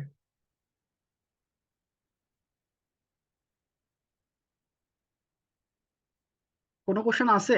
থাকার কথা না, খুবই সহজ জিনিস।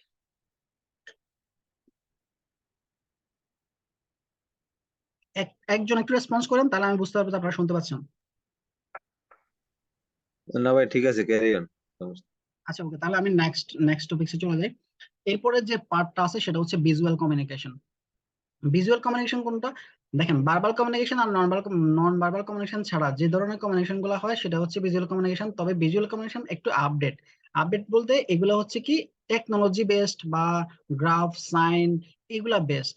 মানে হচ্ছে আপনি গ্রাফের মাধ্যমে, সাইনের মাধ্যমে, ভিডিওর মাধ্যমে যে কমিউনিকেশন গুলো করে থাকেন সেটা হচ্ছে ভিজুয়াল কমিউনিকেশন। আমি একটা এক্সাম্পল দিচ্ছি, billboard is the most common visual communication in business development. যে এটা হলো একটা এক্সাম্পল, শুধু বিলবোর্ড তো না, ভিজুয়াল কমিউনিকেশন আপনি অনেক এক্সাম্পল দিতে পারেন। যেমন টিবিসি এক ধরনের হচ্ছে ভিজুয়াল কমিউনিকেশন, টিভিতে অ্যাড দেয়। আইএফআইসি ব্যাংকে যারা আছেন যদি কেউ থাকে দেখেন, আইএফআইসি ব্যাংক সারাদিন টিভিতে বিজ্ঞাপন দেয়। আইএফআইসি ব্যাংকের জ্বালায় অনেকে টিভি দেখা বন্ধ করে দেয়, যে আপনার ঘরে ঘরে ব্যাংক। তারপরে হচ্ছে কি আপনার বাসার পাশে ব্যাংক, বাসার সামনে ব্যাংক। তার মানে ওরা কিন্তু সারাক্ষণ টিভিসিতে অ্যাড দিচ্ছে, ওই এটা হচ্ছে কিন্তু ভিজুয়াল কমিউনিকেশন। আচ্ছা, এখন এই ভিজুয়াল কমিউনিকেশনের ভিতরে আপনার কি কি আছে দেখেন। যদি বলে যে আপনার কোশ্চেন আসলো ভিজুয়াল কমিউনিকেশন কি, ভিজুয়াল কমিউনিকেশন ভিতরে কি কি আছে, types of visual communication discuss, তখন আপনি যদি বলো, যদি শুধু আসে ভিজুয়াল কমিউনিকেশন, তাহলে হচ্ছে কি, তাহলে আপনি কি করবেন, ভিজুয়াল কমিউনিকেশনটা কি এটা বলে একটা এক্সাম্পল দিয়ে তারপরে এই কয়টা পয়েন্ট লিখে দিলেন যে ভিজুয়াল কমিউনিকেশন হচ্ছে এইগুলা।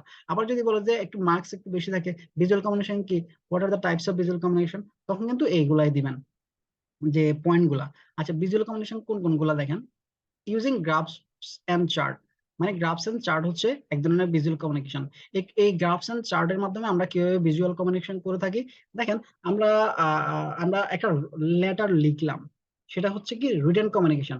কিন্তু এই লেটারটা যে লিখলেন, ফর এক্সাম্পল একটা ডিপোজিট পোর্টফোলিও, আপনার ব্রাঞ্চে, আপনি branch manager, as a branch manager আর অপারেশন ম্যানেজার, আপনার ব্রাঞ্চে আপনার ডিপোজিটের কি অবস্থা, high cost deposit, low cost deposit, no cost deposit কি অবস্থা, আপনি সুন্দর করে একটা লেটার আকারে আপনি যখন একটা চিঠি লিখে অথবা মেইল লিখে আপনি দিলেন, সেটা কিন্তু রিটেন কমিউনিকেশন।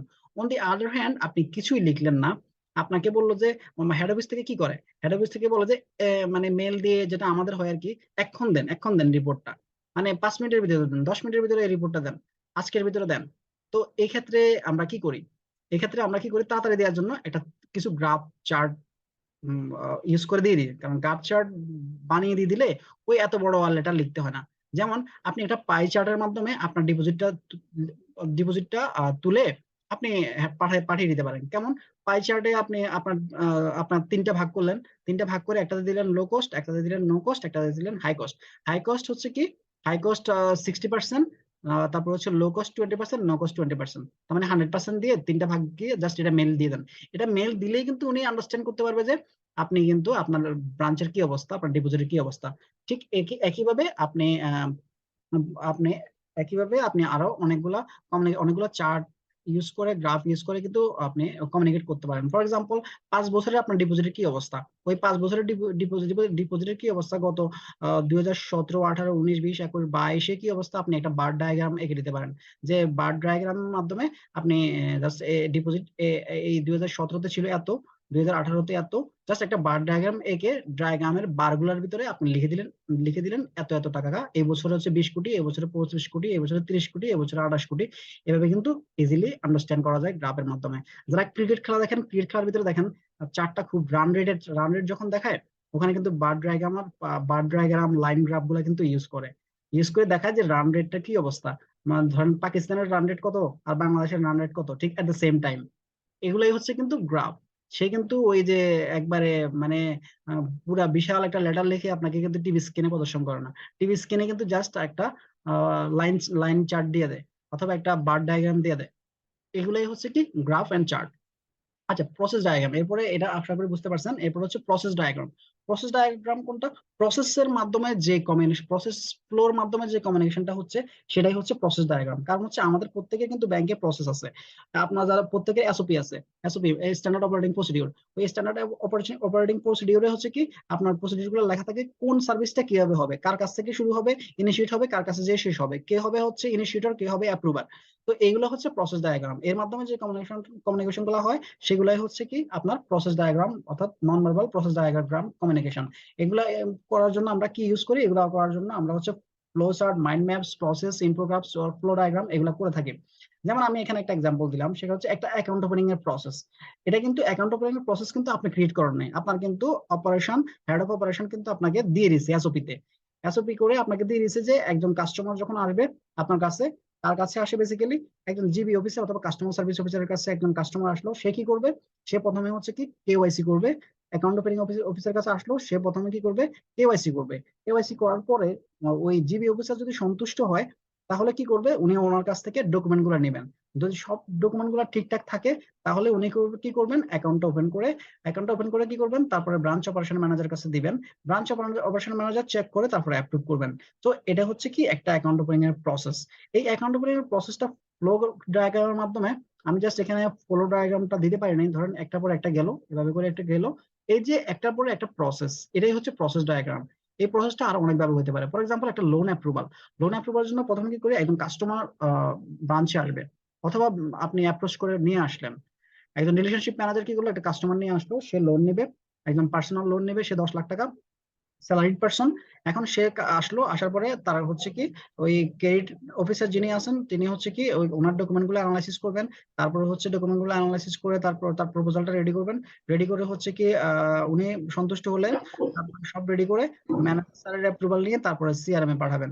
তো সিআরএম কি করবে? এই ফাইলটা ফাইলটা সিআরএম অ্যানালিস্টরা ফাইলটা ঠিকঠাক মতো দেখবেন, অ্যানালাইসিস করবেন। অ্যানালাইসিস করে যদি ওনারা সন্তুষ্ট হয় তাহলে হবে হচ্ছে কি এটা অ্যাপ্রুভালের জন্য পাঠাবেন। অ্যাপ্রুভালের জন্য পাঠালে ওরা অ্যাপ্রুভাল যদি হয়ে আসে তাহলে কেয়ারে যাবে, কেয়ার এটা অ্যাপ্রুভ করবে এবং ফাইনালি ডিসবার্স হবে। এটা হচ্ছে প্রসেস ডায়াগ্রাম। এই প্রসেস ডায়াগ্রামের মাধ্যমে যে কমিউনিকেশনটা হচ্ছে সেটাই হচ্ছে একটা প্রসেস, এবং এর মাধ্যমে কিন্তু ইফেক্টিভ কমিউনিকেশনটা হয়। আচ্ছা, এটা হচ্ছে প্রসেস ডায়াগ্রাম। আর এগুলো হচ্ছে কি নন ভার্বাল, এটা হচ্ছে কি ভিজুয়াল গ্রাফি অর্থাৎ ভিজুয়াল কমিউনিকেশন। আর একটা আছে কি সাইন কমিউনিকেশন। সাইন কমিউনিকেশন কোনটা?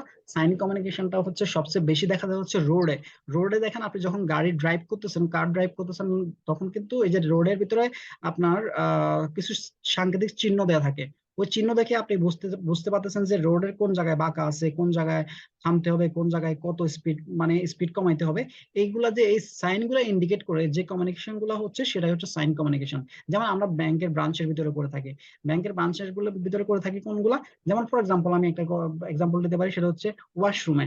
ওয়াশরুমে আপনি আপনার দুইটা ওয়াশরুম আছে, একটা ওয়াশরুমে আপনি একটা মেলের ছবি এঁকে দিলেন আর একটা ফিমেলের ছবি এঁকে দিলেন, দুইটা ছবি এঁকে দিলেন।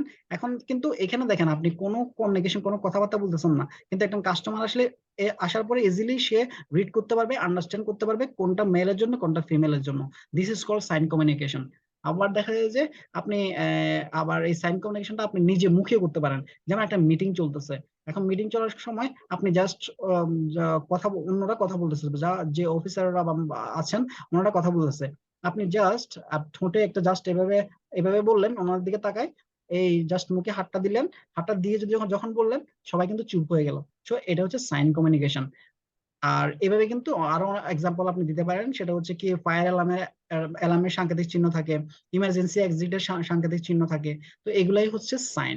সাইনের মাধ্যমে আমরা যে কমিউনিকেশন গুলো করে থাকি মানে সেগুলো হচ্ছে সাইন কমিউনিকেশন। আর এগুলো হচ্ছে ভিজুয়াল কমিউনিকেশন। এখানে কিন্তু রিডিং রাইটিং লিসেনিং কিছুই নাই, এগুলো এখানে জাস্ট একটা সাইন থাকে, সাইনের মাধ্যমে কিন্তু কমিউনিকেশনটা হয়ে যাচ্ছে, আমরা বুঝতে পারতেছি। আচ্ছা, এরপর হচ্ছে ইনফোগ্রাফিক্স। ইনফোগ্রাফিক্স কোনটা? ইনফোগ্রাফিক্স হলো এই যে এতক্ষণ পর্যন্ত আমরা তিনটা করছি, গ্রাফ চার্ট ইউজ করে কমিউনিকেট করছি, তারপরে হচ্ছে প্রসেস ডায়াগ্রাম ইউজ করে কমিউনিকেট করছি, এরপরে সাইন ইউজ করে কমিউনিকেট করছি। এখন এই তিনটা একসাথে কমিউনিকেট করে যে কমিউনিকেশনটা করা হয় সেটাই হচ্ছে ইনফোগ্রাফিক্স। এটা একটু মাথায় রাখেন। মানে এখানে তিনটা আপনারা, আপনি একজন একজন কে কে কে আছেন একটু মিউট করে দেন। জামাল হোসেন ভাই একটু মিউট করে দেন। আচ্ছা, ইনফোগ্রাফিক্স, তার তার মানে ইনফোগ্রাফিক্স কোনটা বললাম? ইনফোগ্রাফিক্স হচ্ছে ওইটা যেটা হচ্ছে এই তিনটার কম্বিনেশনে প্রসেস ডায়াগ্রাম, সাইন আর হচ্ছে ইনফোগ্রাফিক্স, এই তিনটার সরি সাইন সাইন আর হচ্ছে process diagram and graph and chart, এই তিনটার কম্বিনেশনে যে আপনার কম্বিনেশনটা হয় সেটাই হচ্ছে ইনফোগ্রাফিক্স। এখন কেউ একজন আমাকে বলতে পারবেন এই ইনফোগ্রাফিক্স এর একটা এক্সাম্পল? আমি বললাম যে এই তিনটা ইউজ করেই যে কমিউনিকেশনটা হচ্ছে, তিনটা অথবা তিনটা দুইটা যে ইউজ করে যে কমিউনিকেশন গুলো হয় সেগুলাই হচ্ছে ইনফোগ্রাফিক্স। তাহলে আপনারা একটা এক্সাম্পল দিতে পারবেন কেউ একজন? কোনো প্রেজেন্টেশন কোনো পাওয়ার পয়েন্টে বা এই ধরনের শুনতে পাচ্ছি না আপু, একটু একটু একটু লাউডলি বলেন।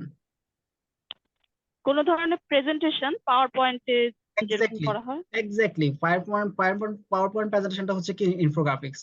তারপরে আপনি বলতে পারেন টিবিসি, টিবিসিতে কিন্তু সবগুলো হচ্ছে না। আপনার টিবিসিতে কিন্তু আপনি দেখেন এইগুলা, এই যে আপনি সাইন ইউজ করে, তারপরে হচ্ছে কি প্রসেস ডায়াগ্রাম ইউজ করতে পারে, আবার দেখা যাচ্ছে চার্টও ইউজ করতে পারে, কম্পারেটিভ দেখায় সেটাও হতে পারে কিন্তু আপনার, আবার ভিডিও ইউজ করতে পারে সেটাও হতে পারে কিন্তু আপনার হচ্ছে ইনফোগ্রাফিক্স। আপনার প্রেজেন্টেশন হতে পারে ইনফোগ্রাফিক্স।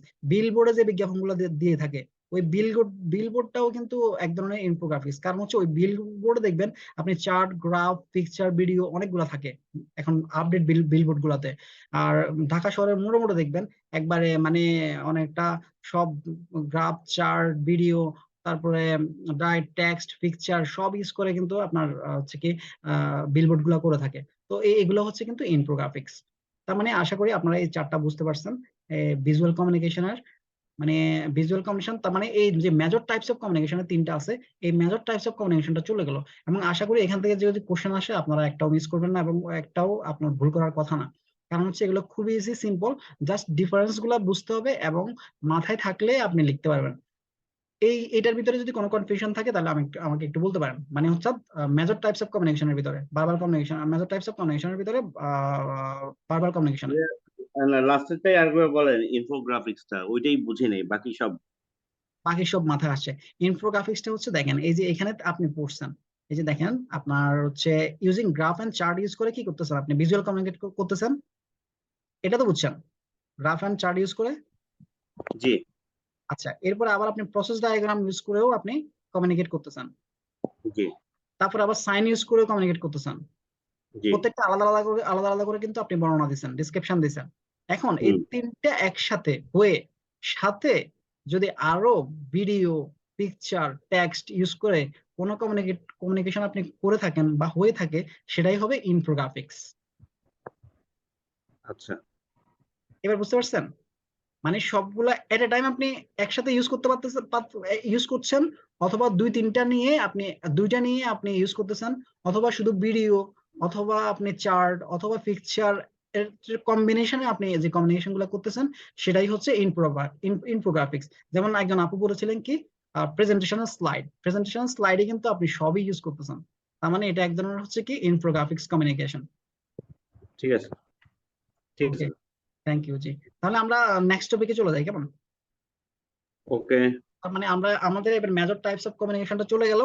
এখান থেকে কিন্তু শর্ট কোশ্চেন গুলো বেশি আসে এবং আগে যে আপনার আগের যে কোশ্চেন গুলা আছে এগুলো দেখলে আপনি দেখবেন যে এখান থেকে শর্ট টাইপের কোশ্চেন বেশি হয়। কিন্তু এখন তো আর আগের টাইপের কোশ্চেন খুব কম হবে, নতুন করে কোশ্চেন হবে। এই কারণে আপনারা হচ্ছে কি মানে টপিকস গুলো মাথায় নিয়ে যাবেন অবশ্যই। তারপরে আগের কোশ্চেন গুলো দেখেন জাস্ট একটা ধারণার জন্য। এবার আসেন other types of communication. Other types of কমিউনিকেশনের ভিতরে কি আছে? Upward communication. আপওয়ার্ড কমিউনিকেশন কোনটা? আপওয়ার্ড কমিউনিকেশন মানে হচ্ছে কি আপনার লোয়ার লেভেলের এমপ্লয়িরা, অর্থাৎ বটম টু টপ যে কমিউনিকেশন গুলো হয় সেগুলো হচ্ছে কি আপওয়ার্ড কমিউনিকেশন। অর্থাৎ নিচের লেভেলের এমপ্লয়িরা যখন উপরের লেভেলের এমপ্লয়ীদের সাথে কমিউনিকেট গুলো করে থাকে সেগুলো হচ্ছে আপওয়ার্ড কমিউনিকেশন। ফর এক্সাম্পল আমি দেখেন এখানে একটা চিত্র রাখছি, একজন অফিসার অফিসারটা কমিউনিকেট করতেছে কার সাথে? ম্যানেজারের সাথে। ম্যানেজার কমিউনিকেশন করতেছে কার সাথে? ডিপার্টমেন্ট হেডের সাথে। ডিপার্টমেন্ট হেড কমিউনিকেট করতেছে কার সাথে? ডিএমডি স্যারের সাথে। ডিএমডি স্যার কমিউনিকেট করতেছে কার সাথে? এমডি স্যারের সাথে। এভাবে নিচ থেকে উপরের দিকে যখন কমিউনিকেশন গুলা পাস হয় সেগুলাকে বলা হবে আপওয়ার্ড কমিউনিকেশন। তার মানে হচ্ছে upward communication is the process by which lower level employee can directly communicate with upper level management to provide feedback. ফিডব্যাকের কথাটা আপনারা মাথায় রাখবেন, কারণ বিজনেস কমিউনিকেশনের প্রত্যেকটা কমিউনিকেশনই এনশিওরড বাই ফিডব্যাক। আপনি যদি ফিডব্যাক না পান তাহলে কিন্তু ওটাকে ইফেক্টিভ কমিউনিকেশন বলা যাবে না। আপনি একটা কাস্টমারকে অ্যাপ্রোচ করছেন কিসের জন্য? একটা অ্যাকাউন্ট ওপেনিং এর জন্য। সে যদি অ্যাকাউন্টটা ওপেন না করে তার মানে আপনি কিন্তু ফিডব্যাকটা পান নাই, তার মানে ওইখানে কিন্তু কমিউনিকেশনটা ইনএফেক্টিভ। তার মানে ইফেক্টিভ কমিউনিকেশনের জন্য ফিডব্যাক দরকার। আর আপওয়ার্ড কমিউনিকেশনের ক্ষেত্রে আমরা মানে কমিউনিকেশন গুলা ফিডব্যাক পাওয়ার জন্যই হচ্ছে লোয়ার লেভেলের এমপ্লয়িরা যখন আপার লেভেলের এমপ্লয়ীদের সাথে কমিউনিকেট করে সেটাই হচ্ছে আপওয়ার্ড কমিউনিকেশন। এখন আপওয়ার্ড কমিউনিকেশনের কতগুলো এক্সাম্পল আমি এখানে দিছি দেখেন। পারফরমেন্স রিপোর্ট হচ্ছে এক ধরনের আপওয়ার্ড কমিউনিকেশন। এটা হচ্ছে কিরকম? আপনার সবসময় যে ম্যানেজাররা ডিপার্টমেন্ট হেডরা আমাদেরকে মূল্যায়ন করবে, মানে লোয়ার লেভেল এমপ্লয়ীদের মূল্যায়ন করবে এরকম না। লোয়ার লেভেলের এমপ্লয়িরাও কিন্তু আপার লেভেলের এমপ্লয়ীদের মূল্যায়ন করতে পারে। আর এটা হচ্ছে কিসের মাধ্যমে? পারফরমেন্স রিপোর্টের মাধ্যমে। মানে হচ্ছে ওনাদের পারফরমেন্সটা আমরা ওনারা ঠিকঠাক ভাবে কাজ করছে কিনা কিংবা ওনাদের পারফরমেন্স ঠিক আছে কিনা এইটা মূল্যায়ন করা হচ্ছে পারফরমেন্স রিপোর্ট, এবং এটা হচ্ছে অনেকগুলো ব্যাংক করে থাকে। তারপর হচ্ছে meeting is one kind of upward communication. কি হবে? মিটিং এ হচ্ছে কি আপনার মিটিং আসলে আবার ডাউনওয়ার্ড কমিউনিকেশন এবং আপওয়ার্ড কমিউনিকেশন দুইটাই হতে পারে। তবে এটা এটা এটা হচ্ছে কি কমিউনিকেশনটা কিভাবে হচ্ছে তার উপর ডিপেন্ড করবে। যেমন মিটিং এ আপনার এমডি স্যার মিটিং কল করলো কিসে? বিজনেস রিভিউ মিটিং হবে। এখন ইয়ারলি বিজনেস রিভিউ মিটিং অথবা ইয়ারলি টার্গেট ডিস্ট্রিবিউট করবেন। তখন সব ম্যানেজারকে ডেকে যখন এমডি স্যার যদি যখন কথা বলবেন ম্যানেজারের সাথে তখন কিন্তু ডাউনওয়ার্ড কমিউনিকেশন হচ্ছে। মানে এমডি স্যার ম্যানেজারদেরকে বলতেছে যে যে কথাগুলো বলতেছে সেটা হচ্ছে downward communication. On the other hand manager স্যাররা যখন আবার এমডি স্যারের সাথে কথা বলতেছেন, এমডি স্যারের সাথে কমিউনিকেট করতেছেন, এটা হবে আপওয়ার্ড কমিউনিকেশন। মানে হচ্ছে ম্যানেজার থেকে ডিএমডি স্যারের কাছে চলে যাচ্ছে কমিউনিকেশনটা। ঠিক সেম ওয়েতে একজন অফিসার যখন ম্যানেজারের সাথে কমিউনিকেট করতেছে এটা কিন্তু আপওয়ার্ড কমিউনিকেশন। তার মানে অফিসার থেকে ম্যানেজার কাছে যাচ্ছে। আচ্ছা, ওই অফিসার সাহেব কি করলো? যে কোনো একটা পরামর্শ, কমপ্লেন অথবা যে কোনো একটা বিষয় ম্যানেজারকে বললো। ম্যানেজার ঠিক সেম ইনফরমেশনটা যৌক্তিক মনে করার পরে ম্যানেজার স্যার এটা ডিএমডি স্যারের সাথে কমিউনিকেট করলো। তো এইভাবে কিন্তু আপওয়ার্ড অফিসার থেকে ম্যানেজার কাছে আসলো এবং ম্যানেজার থেকে ডিএমডি স্যারের কাছে গেল। এখন ডিএমডি স্যারও চিন্তা করলো যে কথাটা তো যৌক্তিক, তার পরামর্শ যৌক্তিক, তখন উনি এই এই কথাগুলো অথবা এই কমিউনিকেশনটা এমডি স্যারের সাথে করলো। তার মানে ওই ডিএমডি স্যারের কাছে যে এমডি স্যারের কাছে গেল এটা হচ্ছে আপওয়ার্ড কমিউনিকেশন। আচ্ছা, তার মানে আপওয়ার্ড কমিউনিকেশনটা আপনারা বুঝতে পারছেন। নিচের লেভেলের এমপ্লয়িরা যখন উপরের লেভেলের এমপ্লয়ীদের সাথে ডে টু ডে অপারেশনে কাজগুলা করে থাকে, কমিউনিকেশন গুলা করে থাকে, সেগুলো হচ্ছে upward communication. On the other hand এটার উল্টাটাই হচ্ছে ডাউনওয়ার্ড কমিউনিকেশন। অর্থাৎ আগেরটা হচ্ছে বটম টু টপ আর এটা হচ্ছে টপ টু বটম। অর্থাৎ টপ লেভেলের এমপ্লয়িরা যখন বটম লেভেলের এমপ্লয়ীদের সাথে কমিউনিকেট করে এইটা হচ্ছে কমিউনিকেট করে সেটাকে বলা হবে ডাউনওয়ার্ড কমিউনিকেশন। তার মানে the flow of information or message from the top level of the organization hierarchy to bottom of the organization level is known as downward communication. যখনই ইনফরমেশন গুলা টপ থেকে পাস হয়ে বটমের দিকে যাবে তখন সেটাকে কনসিডার করা হবে ডাউনওয়ার্ড কমিউনিকেশন হিসাবে। ব্যাপারটা কেমন? ব্যাপারটা এখানে দেখেন, এই যে আমি এখানে একটা চিত্র এঁকে দিছি। ম্যানেজিং ডাইরেক্টর থেকে ইনফরমেশনটা পাস হলো কোথায়? ডিএমডি স্যারদের কাছে। এখন ডিএমডি স্যার কি করলো? ওই ইনফরমেশনটা পাস করলো ম্যানেজারের কাছে, ম্যানেজার পাস করলো অফিসারের কাছে। তার মানে দেখেন ওই যে আপওয়ার্ড কমিউনিকেশনের ঠিক উল্টাটাই হচ্ছে ডাউনওয়ার্ড কমিউনিকেশন। ম্যানেজিং ডাইরেক্টর থেকে এমডি থেকে শুরু একটা কমিউনিকেশন স্টার্ট হয়েছে এবং এটা শেষ হয়েছে একজন অফিসারের কাছে। এভাবে যে কমিউনিকেশন গুলো হয় সেগুলো হচ্ছে ডাউনওয়ার্ড কমিউনিকেশন। এখন এই ডাউনওয়ার্ড কমিউনিকেশনের কতগুলো এক্সাম্পল আমি এখানে দিয়েছি দেখেন। প্রজেক্ট ফিডব্যাক হচ্ছে এক ধরনের ডাউনওয়ার্ড কমিউনিকেশন। অ্যানুয়াল রিপোর্ট এক ধরনের ডাউনওয়ার্ড কমিউনিকেশন। অ্যানুয়াল রিপোর্টটা কি হবে ডাউনওয়ার্ড কমিউনিকেশন? দেখেন অ্যানুয়াল রিপোর্ট হচ্ছে ফর এক্সাম্পল এখানে ধরেন স্টেটমেন্ট অফ অ্যাফেয়ার্স। এখন স্টেটমেন্ট অফ অ্যাফেয়ার্স কিন্তু ব্যাংকের আমাদের ব্রাঞ্চের বা নিচের লেভেলের কোনো এমপ্লয়ি বানায় না, ব্রাঞ্চ বানায় না। হেড অফিস থেকে এটা অ্যাপ্রুভ হয়ে তারপরে আসে। তখন ওই স্টেটমেন্ট অফ অ্যাফেয়ার্সটা ব্রাঞ্চে পাঠায়, পাঠানোর পরে সবাই এটা রিড করে, আন্ডারস্ট্যান্ড করে, সবাই বুঝতে পারে, দেখে, তখন এটা কিন্তু ডাউনওয়ার্ড কমিউনিকেশন। আর তারপরে দেখেন company policies announcement, company policy গুলো কিন্তু মেক করে এইচআরডি, এবং এটা কিসের সমন্বয় করে থাকেন, এমডি ডিএমডি স্যারদের সমন্বয় করে থাকেন। তাহলে এগুলো হচ্ছে এক ধরনের ডাউনওয়ার্ড কমিউনিকেশন, কারণ ওনারা পলিসি মেক করেন, পলিসি মেক করে তারপরে ব্রাঞ্চ পিপল অথবা নিচের দিকে পাঠিয়ে দেন। তার মানে এটাও এক ধরনের ডাউনওয়ার্ড কমিউনিকেশন। তারপর হচ্ছে ক্লারিফিকেশন অফ দ্য কোম্পানিজ গোল। দেখেন কোম্পানির গোল কি, মানে কোম্পানির অবজেক্টিভ কি, পারপাস কি, তার মানে সেটা কিন্তু ঠিক করেন কারা, অর্থাৎ হাই লেভেল, আপনার টপ লেভেলের এমপ্লয়িরা, অর্থাৎ top level management. Top level management এই গোলটা সেট করার পরে বটম লেভেলের কাছে এগুলো পাঠাই দেয়। তার মানে এটা হচ্ছে এক ধরনের downward communication. Training is one kind of downward communication, কারণ হচ্ছে কি নলেজটা পাস হচ্ছে টপ লেভেল থেকে বটম লেভেলে। পারফরমেন্স অ্যাপ্রেজাল, পারফরমেন্স অ্যাপ্রেজাল হচ্ছে কি এক ধরনের ডাউনওয়ার্ড কমিউনিকেশন, কারণ হচ্ছে আমরা যে ব্রাঞ্চে কাজ করতেছি অথবা হেড অফিসে কাজ করছি, এটা হচ্ছে কি অ্যাপ্রেজ করে কে, এইচআরডি, এইচআরডি অথবা হেড অফ দ্য ডিপার্টমেন্ট, উনি হচ্ছে অ্যাপ্রেজাল পারফরমেন্সটা অ্যাপ্রেজ করে তারপরে হচ্ছে কি আপনাকে পাঠা দিচ্ছে যে ইউর পারফরমেন্স ইজ হিয়ার। তো এটা হচ্ছে এক ধরনের ডাউনওয়ার্ড কমিউনিকেশন।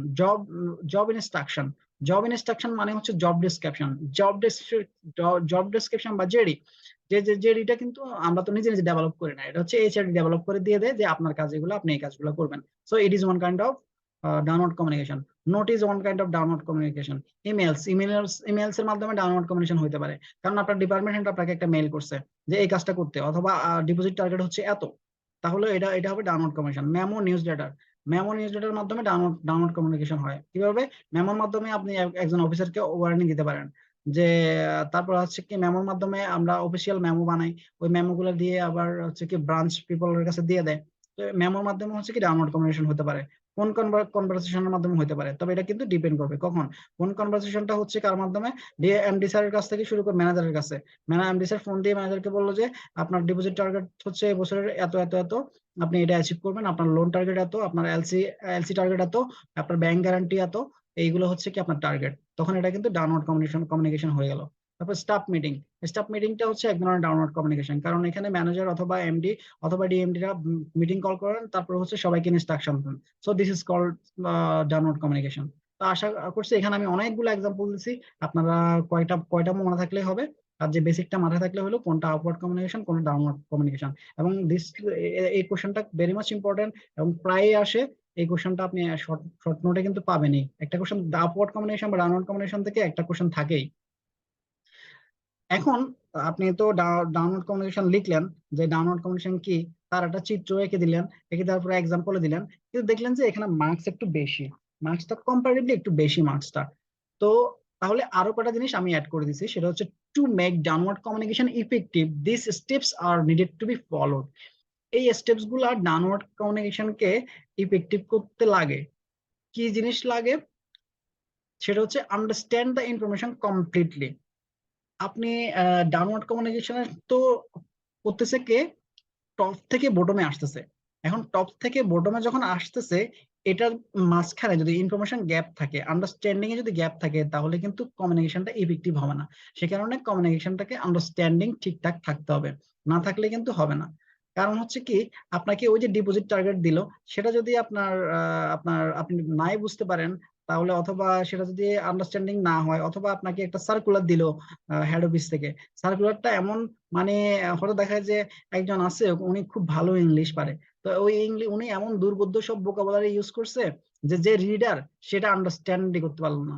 উনি হাই লেভেলের হাই ফ্রিকোয়েন্সি ওয়ার্ড ইউজ করছে, গ্রামাটিক্যাল মানে diverse range of grammatical range use করছে।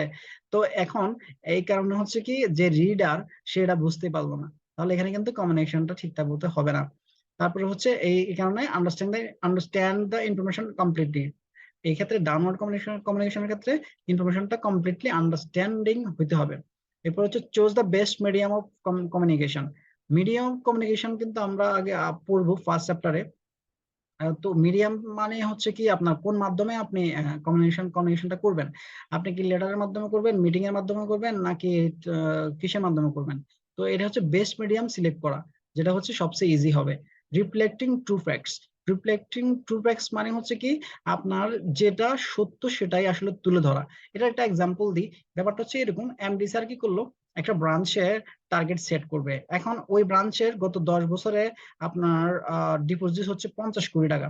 এখন এই বছর এসে উনি টার্গেট দিয়ে দিল, বলে যে আপনাদের টার্গেট হচ্ছে 100 কোটি টাকা। সো এটা কিন্তু ট্রু ফ্যাক্টটা রিফ্লেক্ট হলো না। কারণ হচ্ছে কি, যে ব্রাঞ্চ গত 10 বছরে 50 কোটি টাকা ডিপোজিট অ্যাচিভ করছে, সে এই বছর এক বছরে কিভাবে বাকি আরো 50 কোটি টাকা বাড়াবে? So this is not factual, this is not true. তাহলে এটা কিন্তু ট্রু ফ্যাক্টটাকে রিফ্লেক্ট হলো না। তো ডাউনওয়ার্ড কম্বিনেশন হতে গেলে কিন্তু ট্রু ফ্যাক্টটাকে রিফ্লেক্ট করতে হবে, না হলে কিন্তু ওই যে আপনার দেখা গেল যে বটমে যিনি আছে, যিনি রিসিভ করবেন, তার কিন্তু সে কিন্তু এটাতে কানে দিবে না, বলবে যে 50 কোটি টাকা রিসিভ করা তো আমার পসিবল না, আমি এমনি বসে থাকি, এটা যে লাও সেই কুদু। তো সে কিন্তু এটাকে মূল্যায়ন করবে না। ট্রু ফ্যাক্টটা কারণ কারণ হচ্ছে কি, ট্রু ফ্যাক্টটা রিফ্লেক্ট করে নাই, এটা কি ফ্যাকচুয়াল হয় না, এটা হয়ে গেছে একটা ফ্যান্সি টার্গেট। তো এটা ট্রু ফ্যাক্ট হতে পারে। তারপর হচ্ছে কি, set aside time for clarification and questions. Bottom যখন ডাউনওয়ার্ড কমিউনিকেশন যখন হয়, তখন কিন্তু ওই যে ক্লারিফিকেশনের জন্য, কোশ্চেন করার জন্য আলাদা টাইম থাকতে হবে। আমি কতক্ষণ আগে বললাম যে ওই যে এমডি স্যার 100 কোটি টাকার টার্গেট দিয়ে দিল, কিন্তু শেষে যদি উনি যদি বলে যে কোনো কোশ্চেন নাই, যেটা টার্গেট দিছি সেটাই, তাহলে কিন্তু হলো না। উনি কিন্তু কোশ্চেনের জন্য টাইম রাখতে হবে। যে তখন বললো যে কি ম্যানেজার সাহেব, 100 কোটি টাকা আপনাকে টার্গেট দিছি, তাহলে কি আপনি কি এটা পারবেন? তো এখন ম্যানেজার সাহেব যদি ওই যে তাকে তো সুযোগ দিচ্ছে ক্লারিফিকেশনের জন্য টাইম টাইম করে, এখন উনি যদি শুধু জাস্ট খুশি করার জন্য এমডি স্যারকে বলেন যে ইয়েস স্যার, হ্যাঁ স্যার, জি স্যার, পারবো, তো তাহলে কিন্তু এটাও কিন্তু ট্রু ফ্যাক্ট রিফ্লেক্ট করা নাই। মানে উনি যে তখন ওই যে কোশ্চেন রেজ করবে, স্যার যদি গত 10 বছরে আপনার আমরা ডিপোজিট হান করছি 50 কোটি টাকা, এই এক বছরে আরো 50 কোটি টাকা, মানে এক বছরে 50 কোটি টাকা, যদি আপনি একটু ক্লারিফাই করে দিতেন আমাদেরকে কিভাবে এটা অ্যাচিভ করবো। সো এটাই হচ্ছে কি ডাউনওয়ার্ড কমিউনিকেশনের ক্ষেত্রে আপনার ইফেক্টিভ করার জন্য স্টেপস, এগুলো হচ্ছে লাগে। এরপরে আসেন এই দুইটা, আপওয়ার্ড কমিউনিকেশন গেল, ডাউনওয়ার্ড কমিউনিকেশন গেল। এখন হচ্ছে হরিজন্টাল কমিউনিকেশন। হরিজন্টাল কমিউনিকেশন কোনটা? আপওয়ার্ড কমিউনিকেশন আর ডাউনওয়ার্ড কমিউনিকেশন যে যে জিনিসটা নাই, মানে যে জিনিসটা মাঝখানে, সেটা হচ্ছে হরিজন্টাল কমিউনিকেশন। এই কমিউনিকেশনটা হলো যখন সেম লেভেলের এমপ্লয়ীদের সাথে কমিউনিকেট করে, সেটাই হবে হরিজন্টাল কমিউনিকেশন। মানে হচ্ছে একটা department, for example manager to manager communication, তারপর হচ্ছে cash officer to cash officer communication, GB officer to GB officer communication, credit officer to credit officer communication, অথবা সেম লেভেলের এমপ্লয়ি টু সেম লেভেলের এমপ্লয়ীদের যে যে কমিউনিকেশনটা হবে, সেটাই হবে হরিজন্টাল কমিউনিকেশন। ফর এক্সাম্পল আমি এখানে দিছি যে purchase manager, production manager, quality control manager, sales manager, সবাই কিন্তু ম্যানেজার, বাট একজন একটা ডিপার্টমেন্টে কাজ কাজ করতেছে। সো এই ওয়েতে যে কমিউনিকেশন গুলো হয়, সেটাকে বলা হবে হরিজন্টাল কমিউনিকেশন। ফর এক্সাম্পল ব্রাঞ্চে 50টা ব্রাঞ্চ আছে আপনার ব্যাংকের, ওই 50টা ব্রাঞ্চের ম্যানেজাররা যখন একসাথে কমিউনিকেট করে, তখন সেটা হবে হরিজন্টাল কমিউনিকেশন। আবার যখন দেখা যায় যে আপনার ব্রাঞ্চে 10 জন জেনারেল ব্যাংকিং অফিসার আছে, ওই 10 জন যখন কমিউনিকেট করতেছে, তখন কিন্তু আপনার হরিজন্টাল কমিউনিকেশনটা হচ্ছে। এটা খুব ইজি, আপনি আশা করি বুঝতে পারছেন। তারপর হচ্ছে এক্সটার্নাল কমিউনিকেশন। এক্সটার্নাল কমিউনিকেশন কোনটা? এক্সটার্নাল কমিউনিকেশন হচ্ছে আপনি যে কমিউনিকেশন গুলো করতে, আপনি শুধু কিন্তু আপনার এতক্ষণ পর্যন্ত যেগুলো করছেন, যে এমপ্লয়ীদের সাথে কমিউনিকেট করতেছেন, এরকম না, আপনি কিন্তু কমিউনিকেট গুলো কিন্তু ব্যাংকের বাইরেও করতেছেন। কাদের সাথে করতেছেন? ক্লায়েন্টের সাথে করতেছেন, কাস্টমারের সাথে করতেছেন, সাপ্লায়ারের সাথে করতেছেন, ডিস্ট্রিবিউটরের সাথে করতেছেন, অডিটর যারা আছে, অডিটর মানে হচ্ছে কি আপনার বাংলাদেশ ব্যাংকের অডিটর থাকতে পারে। তারপর তারপর রেগুলেটরি বডি মানে হচ্ছে বাংলাদেশ ব্যাংক। এরপর হচ্ছে গভর্নমেন্ট এন্টিটির সাথে আপনি কমিউনিকেট করতেছেন কিভাবে? কারণ গভর্নমেন্ট এন্টিটিস বিভিন্ন ধরনের পলিসি মেক করে। এরপরে হচ্ছে কি আমাদের ব্যাড ট্যাক্স, এক্সাইজ ডিউটি, এগুলো সম্পর্কে আপনি কমিউনিকেট করতেছেন, কারণ এগুলা আপনি কিভাবে ঠিকঠাক মতো কালেক্ট করতেছেন কিনা, এবং ঠিকঠাক মতো গভর্নমেন্ট ফান্ডে জমা দিচ্ছেন কিনা। তারপর ল এনফোর্সমেন্ট যে অথরিটি আছে, মানে পুলিশের সাথে আপনি কিন্তু কমিউনিকেট করতেছেন। কেন? কারণ হচ্ছে আপনার ব্রাঞ্চের সেফটির জন্য, আপনার ব্যাংকের সেফটির জন্য কিন্তু আপনি কমিউনিকেট করতেছেন।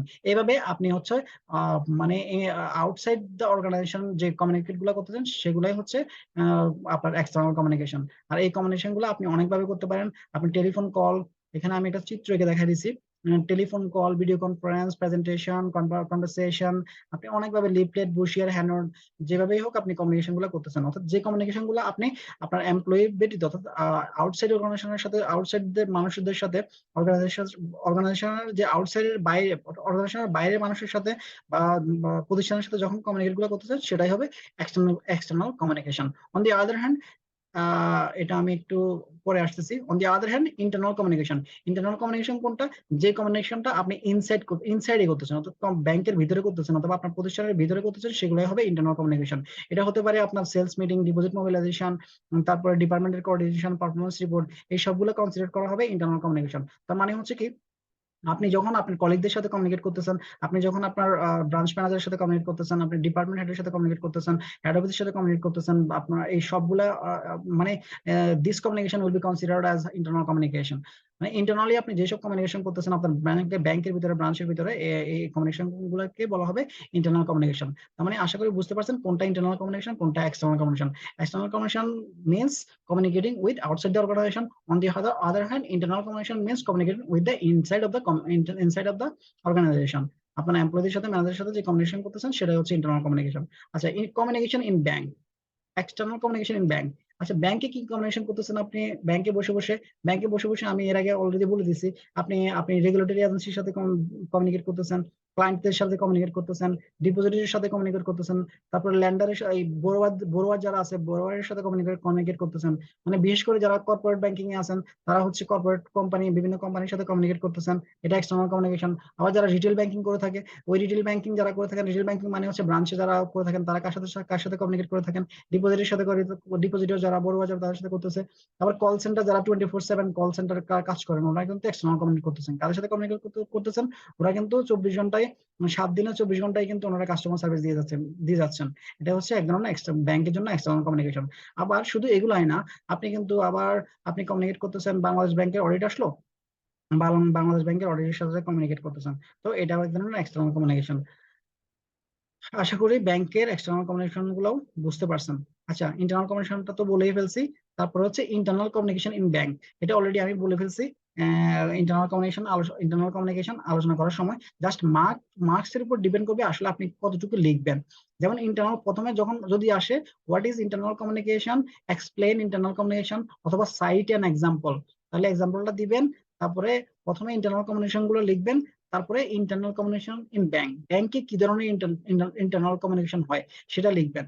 আচ্ছা, আরেকটা জিনিস আপনাদের টেকনিকটা বলে দিই, সেটা হচ্ছে কি, আপনার আগে বিজনেস কমিউনিকেশন সাবজেক্টের নাম ছিল শুধুমাত্র বিজনেস কমিউনিকেশন, কিন্তু এখন কিন্তু বিজনেস কমিউনিকেশন নাই, এখন হয়ে গেছে কিন্তু business communication in financial institution.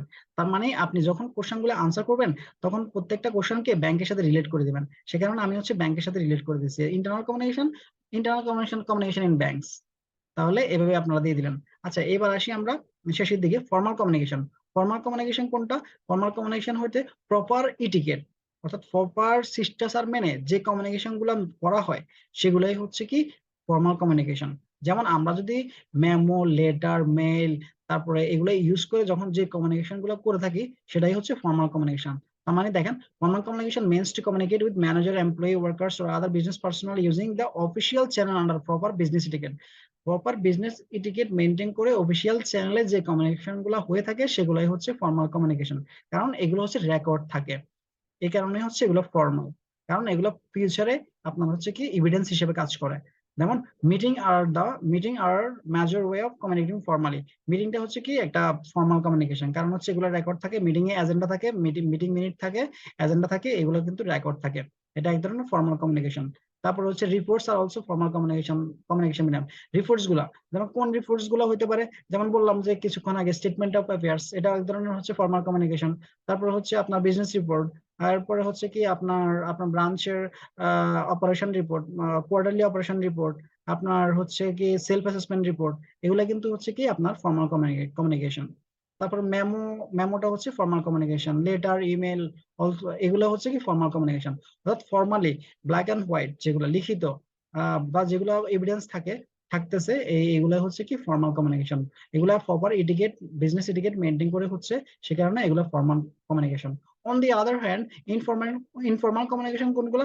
যেগুলা এইসব বিজনেস ইটিকেট মেনটেন করে, অথবা এইসব লেটার, চিঠি বলেন, লেটার বলেন, ইমেল বলেন, মেমো বলেন, এগুলো মেনটেন করে হচ্ছে না, সেগুলো হচ্ছে ইনফর্মাল কমিউনিকেশন।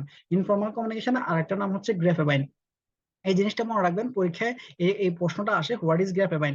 এখন গ্রাফেভাইন আসলে আপনি কিন্তু ভুল করে বলে দেয় এটা তো পড়ে আসে নাই, এটা কিন্তু ওই পড়ে না আসলে হবে না, এটা হচ্ছে কি ওই যে ইনফর্মাল কমিউনিকেশনের আরেকটা সিনোনিম। তার মানে হচ্ছে কি ইনফর্মাল কমিউনিকেশন আসলে যেটা, আবার গ্রাফেভাইন আসলে সেটা। তার মানে গ্রাফেভাইন কোনটা, যেটা হচ্ছে কি আপনার কোনো ফর্মালিটি মেনটেন না করে, কোনো ইটিকেট মেনটেন না করে যেসব কমিউনিকেশন গুলা হচ্ছে সেগুলো হচ্ছে ইনফর্মাল কমিউনিকেশন। তার মানে এই কমিউনিকেশন গুলো কোনো সেট রুল ফলো করে না, এখানে কোনো সেট রুল নাই। For example, an officer asked to do a particular job without using letter, mail, etc. মানে এখানে কিন্তু কিছু না, এটা বলছে জাস্ট এই কাজটা করে ফেলতেছে। সো এটা হচ্ছে কি ইনফর্মাল কমিউনিকেশন। আরেকটা এক্সাম্পল আমি এখানে দিছি, when someone gets promotion then it is formally informed by authority। তার মানে এটা কিন্তু formal communication. when he share his friends or colleague and they share with others considered informal communication। কিন্তু দেখেন ফর্মালি একজন অফিসার প্রমোশন পাইছে, সেটা কিন্তু এইচআরডি থেকে জানাই দিচ্ছে যে সে ফর্মালি ইয়েটা পাইলো, আপনার প্রমোশনটা পাইছে। কিন্তু যে প্রমোশনটা পাইছে সে কি করছে, ওই যে ওয়ার্ড অফ মাউথ, মুখে মুখে আরেকজনকে বলতেছে আমি প্রমোশন পাইছি, আবার যে শুনছে সেও আবার বলতেছে সে প্রমোশন পাইছে। তো এটা কিন্তু ইনফর্মালি কমিউনিকেট গুলো হচ্ছে। So this is called informal communication, যেগুলো কোনো সেট রুল মেনটেন করে প্রমোশন গুলো হয় না। আচ্ছা, তারপরে আসেন ইনফর্মাল কমিউনিকেশন কয় রকম আছে। দেখেন দেয়ার আর 4 different types of informal communication, 4 ধরনের ইনফর্মাল কমিউনিকেশন আছে। সেগুলো কিভাবে হচ্ছে, এই ইনফর্মাল কমিউনিকেশন কিন্তু ইম্পর্টেন্ট, প্রায় আসে, গ্রাফেভাইনটা মনে রাখবেন, গ্রাফেভাইন হিসেবে আসতে পারে। আচ্ছা, এই 4 ধরনের কমিউনিকেশন আছে, সেটা হচ্ছে কি ইনফর্মাল কমিউনিকেশন আছে, সেগুলো হচ্ছে কি single strand, gossip chain, probability chain, আর একটা হচ্ছে কি ক্লাস্টার চেন। এই 4টা ওয়েতে হচ্ছে কি ইনফর্মাল কমিউনিকেশন গুলো হয়। আচ্ছা, প্রথমে আসি সিঙ্গেল স্ট্র্যান্ড। তাহলে সিঙ্গেল স্ট্র্যান্ড কোনটা, সিঙ্গেল স্ট্র্যান্ড হচ্ছে একটা পার্সন থেকে প্রথমে কমিউনিকেশনটা ইনিশিয়েট করে, তারপর হচ্ছে কি সে আরেকটা পার্সনকে বলে, তারপরে সে আবার আরেকটা পার্সনকে বলে, এইভাবে যে ইনফরমেশনটা ট্রাভেল হয়, পাস হয়, সেটা হচ্ছে সিঙ্গেল স্ট্র্যান্ড। ফর এক্সাম্পল, একটা এক্সাম্পল দিই, একটা এক্সাম্পল হচ্ছে কি এমডি স্যার কাছ থেকে একটা কমিউনিকেশন আসলো ডিএমডি স্যারের কাছে informally. MD sir DMD sir এটা কি করলো, ডিপার্টমেন্ট হেডের কাছে কোনোভাবে বললো, ডিপার্টমেন্ট হেড হচ্ছে আবার একজন ম্যানেজারকে বললো। এইভাবে হচ্ছে কি যে কমিউনিকেশন গুলো হচ্ছে, মানে একটা পার্সন থেকে আরেকটা পার্সন, আবার আরেকটা পার্সন থেকে আরেকটা পার্সন, সিঙ্গেল পার্সন কিন্তু এখানে। এই সিঙ্গেল পার্সনের মাধ্যমে একটা থেকে আরেকটা থেকে আরেকটা থেকে আরেকটা এভাবে যে কমিউনিকেশন গুলো হচ্ছে, এটাকে বলা হবে সিঙ্গেল স্ট্র্যান্ড। আচ্ছা, এটা গেল। আর হচ্ছে গসিপ সেন। গসিপ সেন কোনটা, গসিপ মানে তো বুঝতে পারতেছেন গল্প গুজব, গল্প গুজবের চেন, অর্থাৎ গল্প গুজবের মাধ্যমে যে কমিউনিকেশন গুলা ছড়াচ্ছে, কমিউনিকেশন গুলো হয়ে থাকে, সেগুলাই হচ্ছে গসিপ সেন কমিউনিকেশন। এটা কেমন, যেমন একটা গ্রুপ গ্রুপ অথবা একটা গ্রুপের একটা গ্রুপ, আমি এখানে একটু এক্সাম্পল এটা দেখেন, a group interaction in which employee is speaking casually to one another. If an employee encounter this kind of information to work here, he or she may wish to check the professional initiative or his knowledge. Access to this professional peer to beneficial so that may share the same knowledge. আচ্ছা, এখানে হচ্ছে কি গল্প গুজবের মাধ্যমে যে কমিউনিকেশনটা হচ্ছে, অর্থাৎ আপনি একটা ইনফরমেশন পাই, ওই যে আগের আগে এক্সাম্পলটাই বলি, সেটা হচ্ছে কি একজন প্রমোশন পেলো, প্রমোশন পাওয়ার পরে সে এটা ফর্মালি একটা প্রমোশন পাইলো, প্রমোশন পাওয়ার পরে এই প্রমোশনটার কথা হচ্ছে কি অফিসের আরেকজন শুনলো, শোনার পরে ওনারা যখন গল্প গুজব করে, গল্প গুজবের মাধ্যমে বলতেছে সাখাওয়াত ভাই প্রমোশন পাইছে, এখন আরো 5 জনের কাছে বলছে একসাথে, এখন ওরাও আবার আরেকজনের কাছে বলতেছে। তো এটাই হচ্ছে গল্পের মাধ্যমে যে আপনার গল্প গুজবের মাধ্যমে যে কমিউনিকেশন গুলো হচ্ছে ইনফরমালি, এগুলাই হচ্ছে কি আপনার গসিপ চেন, মানে গল্প করে আপনার একজনের কাছ থেকে শুনছে আরো 5 জনকে বলতেছে, এটাই হচ্ছে গসিপ সেন কমিউনিকেশন অথবা গসিপ সেন ইনফর্মাল কমিউনিকেশন। একদম মাঝখানে যেটা আছে সেটা হচ্ছে প্রবাবিলিটি সেন। প্রবাবিলিটি সেন কোনগুলা, এখানে হচ্ছে কি এখানে অনেকটা সিঙ্গেল স্ট্যান্ডের মতো, কিন্তু একটু আলাদা। প্রবাবিলিটি চেইনে হচ্ছে কি একটা নির্দিষ্ট জায়গা থেকে ইনফরমেশনটা ইনিশিয়েট হয়, বিগিন হয়। আচ্ছা, ইনিশিয়েট হওয়ার পরে সে কি করে, অন্য আরো 5-10 জনের কাছে সে একা ইনফরমেশনটা পাস করে, আর যখন পাস করে তখন যে কমিউনিকেশনটা হয় সেটাই হচ্ছে প্রবাবিলিটি চেইন। প্রবাবিলিটি চেইন কোন কারণ হচ্ছে ওই যে একজনের কাছ থেকে একটা ইনফরমেশন পেলো, উনি এই ইনফরমেশনটা পাস করতেও পারে, না করতে পারে। যদি না করে তাহলে তো আর মানে ওই ইনফরমেশনটা হলো না, যদি পাস করে তাহলে কমিউনিকেশনটা হলো। ব্যাপারটা কিরকম, ফর এক্সাম্পল হেড অফিস থেকে একজন আপনার ধরে নেই আমরা ম্যানেজার একটা ইনফরমেশন পেলো যে এরকম একটা পলিসি হয়েছে। এখন ওই ম্যানেজার স্যার কিন্তু যদি ওই সবাইকে ডেকে বলে যে হেড অফিস থেকে এরকম একটা পলিসি হয়েছে, তখন এটা হবে প্রবাবিলিটি চেন। তার মানে উনি একটা জায়গা থেকে ইনফরমেশনটা সোর্সটা পাইছে, পাওয়ার পরে উনি আরো 10 জনকে বলে দিছে। এটাই হচ্ছে probability chain communication, informal communication. আচ্ছা, একদম লাস্টে যেটা আছে সেটা হচ্ছে ক্লাস্টার চেন। ক্লাস্টার চেন কোনটা? এগুলো কিন্তু একদম কাছাকাছি, একটু মানে আপনারা পড়লে আরো একটু ক্লিয়ার হয়ে যাবেন। ক্লাস্টার চেন কোনটা? ক্লাস্টার চেন হচ্ছে একজন মানুষ সে কিন্তু চুজ করছে একটা নাম্বার অফ গ্রুপ, মানে 5-7 জন মানুষকে সে চুজ করছে। চুজ করে তারপরে তাকে একটা কথা বলছে বা একটা ইনফরমেশন পাস করছে বা একটা নলেজ পাস করছে। তখন তারা যদি আবার এই ইনফরমেশনটা অন্যজনদেরকে আবার পাস করে, সেটা হবে ক্লাস্টার চেন। মানে একটা ক্লাস্টারে, একটা গুচ্ছে যে ইনফরমেশন গুলো পাস হয় সেটাই হচ্ছে cluster chain communication, informal communication. দেখেন এখানে লেখা আছে one person chooses a small number of people to share knowledge with, and then each of those people share it with others. মানে দেখেন একজন পার্সন একটা গ্রুপকে সিলেক্ট করলো, তারপর সিলেক্ট করার পরে তারা কিন্তু ওই জিনিস, যেসব গ্রুপটাকে সিলেক্ট করলো তারা তারা হচ্ছে কি আবার পরবর্তীতে আবার আরেকটা গ্রুপের সাথে শেয়ার করতে পারে। এভাবে হচ্ছে ক্লাস্টার চেইন কমিউনিকেশন গুলো হয়। আপাতত আপনি জাস্ট এইটুক লিখে দিয়ে আসলে একটা এক্সাম্পল দিয়ে দিলে হবে যে one person chose a small number of people to share knowledge with, and then each of those people share with others. একজন পার্সনের কাছ থেকে ইনফরমেশনটা পাবে, পাওয়ার পরে সে কি করবে, আরো একটা তার টিমের সাথে এটা শেয়ার করে দিবে। তখন এটা হচ্ছে ক্লাস্টার চেন। এবং এগুলো কিন্তু ইনফর্মালি, এগুলো কিন্তু কোনো ফর্মালি হচ্ছে না, কোনো লেটার না, কোনো মেইল না, কোনো মিটিং না, কিছুই না। এগুলো কিন্তু ইনফর্মালি হচ্ছে। সো এটাই হচ্ছে আজকে লাস্ট টপিক, খুবই ছোট একটা চ্যাপ্টার। আপনাদের যদি কোনো কোশ্চেন থাকে একটু বলতে পারেন।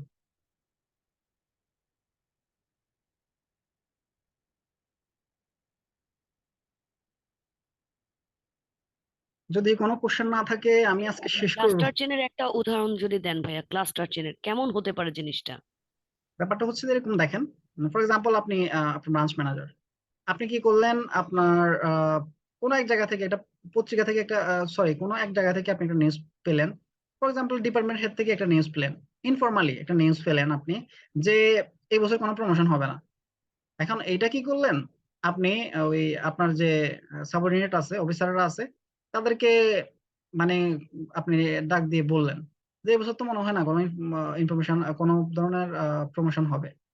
তো এই যে একজনের কাছ থেকে আপনি একটা ইনফরমেশন পেলেন, পেয়ে একটা টিমের কাছে আপনি ইনফরমেশনটা পাস করে দিলেন। So this is called cluster chain communication. মানে এটা একটা একটা কতগুলো মানুষের কাছে আপনি একটা সোর্স থেকে ইনফরমেশনটা পাইছেন, তারপর একটা টিমের কাছে পাস করছেন। থ্যাংক ইউ ভাই, বুঝছি। থ্যাংক ইউ আপা। আর কোনো কোশ্চেন আছে আপনাদের?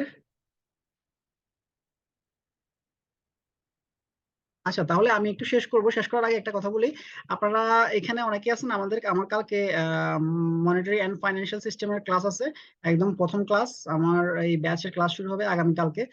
আপনারা যদি যারা ইচ্ছুক, যাদের এই ক্লাসটা, এই সাবজেক্টটা আছে, এই ক্লাসে জয়েন করতে পারেন। আর হচ্ছে আপনাদের যে ক্লাস শিডিউল আছে সেটা আমি আজকে দিয়ে দিব অথবা মোস্ট প্রবাবলি কালকে দিয়ে দিব। পুরো পুরো সপ্তাহে ক্লাস শিডিউলটা আপনাদের এই সপ্তাহে, অর্থাৎ এই উইকে, মানে রোববার থেকে 3টে ক্লাস হবে। কারণ তাড়াতাড়ি ক্লাসগুলো শেষ করবো এই কারণে, কারণ পরীক্ষা তো খুব সামনে চলে আসছে, তাই একটু তাড়াতাড়ি শেষ করে দিব। 3টা ক্লাস হবে, 3টা ক্লাসের শিডিউলটা আমি দিয়ে দিব, সাথে সাথে রিডিং ম্যাটেরিয়ালস গুলো আমি গ্রুপে আপলোড করে দিব। আর যারা মনিটারি এন্ড ফাইন্যান্সিয়াল সিস্টেমে আপনারা জয়েন করতে চান, যাদের আপনাদের আছে, এবার নিছেন, তারা কিন্তু আগামীকালকে আমার ক্লাস আছে, জয়েন করতে পারেন। তাহলে আমি আজকে I am going to signing off. আপনাদের যদি কোশ্চেন থাকে লাস্ট একটু করতে পারেন, তাহলে না হয় আমি শেষ করে দিচ্ছি ক্লাসটা।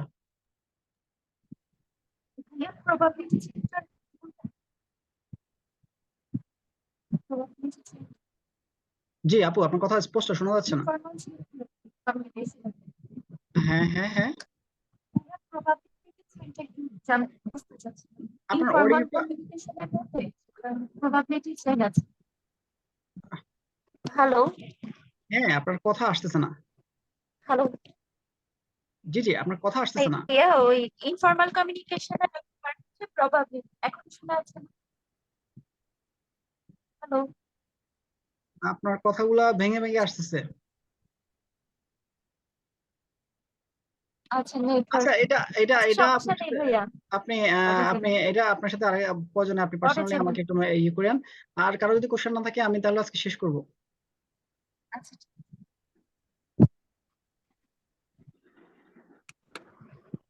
তাহলে থ্যাংক ইউ আজকের জন্য। আপনাদের সাথে দেখা হবে খুব সম্ভবত আমি আপনাদের ইয়ে দিয়ে দিচ্ছি, শিডিউল দিয়ে দিব। খুব শীঘ্রই আপনার সাথে দেখা হচ্ছে ইনশাল্লাহ। থ্যাংক ইউ সবাইকে। আজকের মতো এখানেই শেষ করছি। ওকে, আল্লাহ হাফেজ, আসসালামু আলাইকুম। জি, আসসালামু আলাইকুম।